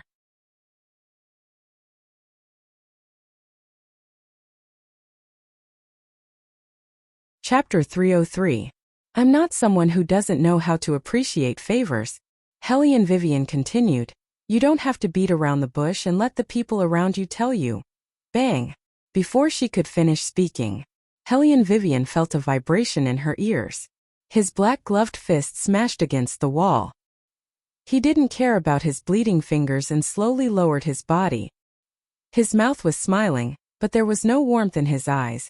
You are the first person who dared to part ways with this king, and the only one who survived. I'm just thinking of a solution. Helian Vivian didn't change her expression. She had always believed that he was a reasonable person. Bailey Jiaju looked at the expression on her face. His complexion suddenly became a bit colder. And in the next second, she saw Bailey Jiaju's hand swept in her direction with a ghostly speed. His half-narrowed eyes carried a cold murderous intent. Following Yuan Ming's shout, "Be careful!"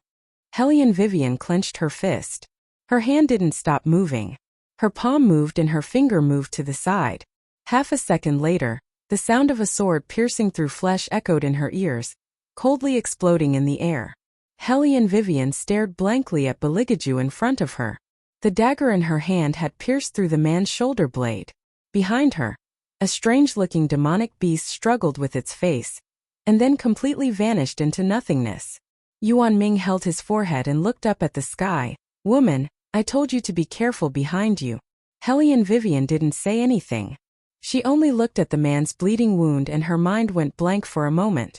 Then she saw the man's lips suddenly pull back into that familiar lazy and charming arc. It was low and pleasing to the ear like spring water flowing under ice. There was a trace of imperceptible anger in the coldness. His voice was cold and somewhat forceful. I can stop the contract, but you're mine. I have to take you away. Having heard what was said, Wei Wei stared blankly and couldn't help but somewhat laugh. This kind of "you're my toy, even if you're broken, you're still mine" tone really didn't seem like something the aloof and remote third prince would say. Beligaju ignored her. His jade-like hand brushed past several major acupuncture points on Hellion Vivian's body like lightning. With a light flick of his finger, the dagger that pierced through his body was easily broken like a fragile grass root. He didn't even look at the wound on his body and carried the person in his arms horizontally. Along the way, he covered Hellion Vivian with his windbreaker, not letting anyone's heads out. Some students who came out at night didn't know what's in his arms. After all, they were far apart. Also Beligaju's eyes. Before the students could react, the person in front of them disappeared. They could only faintly see the back of a figure hidden in the clouds. When they entered the room, Beligaju casually threw the windbreaker covering her head to the ground.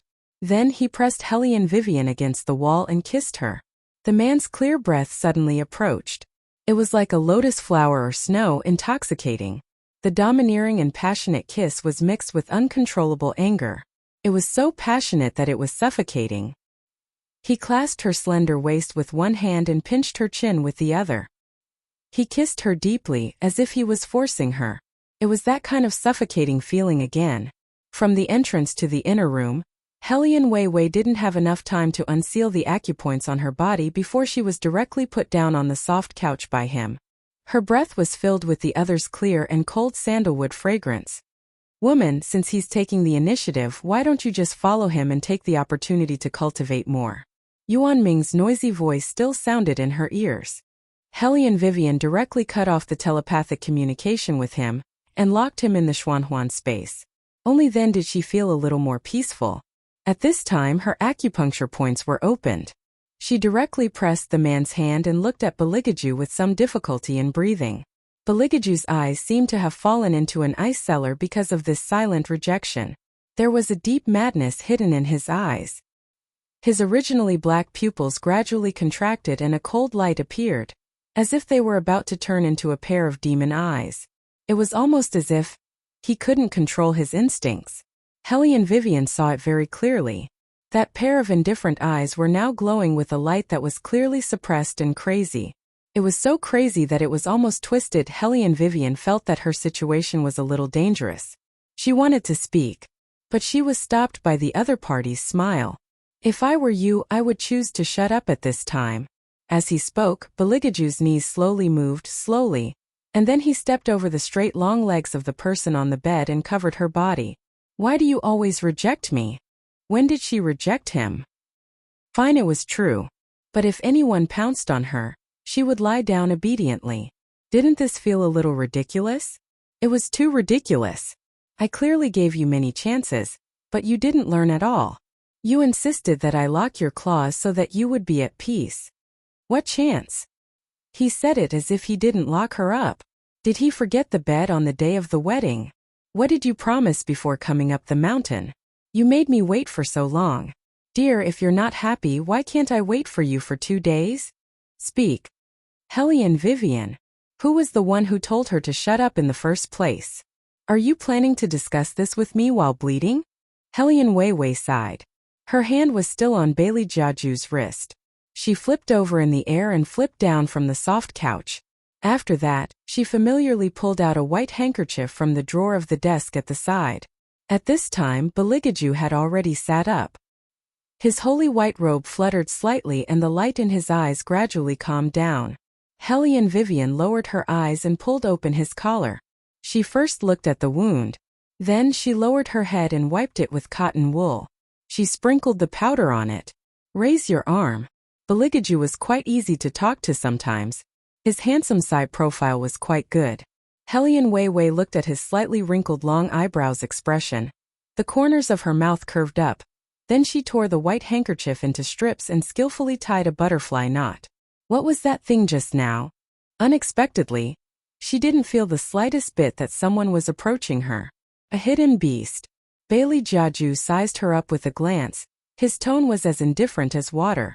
That's why, as a married woman, don't go out at night and casually meet other people. If you're tainted with something unclean, don't even think about keeping your life. Helian Weiwei felt some pain in her knees.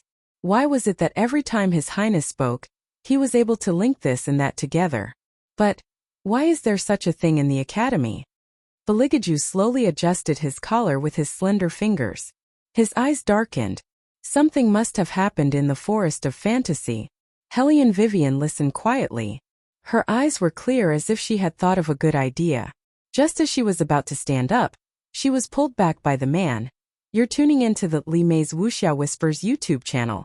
We're so grateful for your support, and don't forget to subscribe to join us on this incredible journey through captivating stories. Your generosity through donations truly makes a world of difference, as it's the primary source of revenue that allows me to expand and enhance this channel for you. Thank you from the bottom of my heart for being a part of this adventure.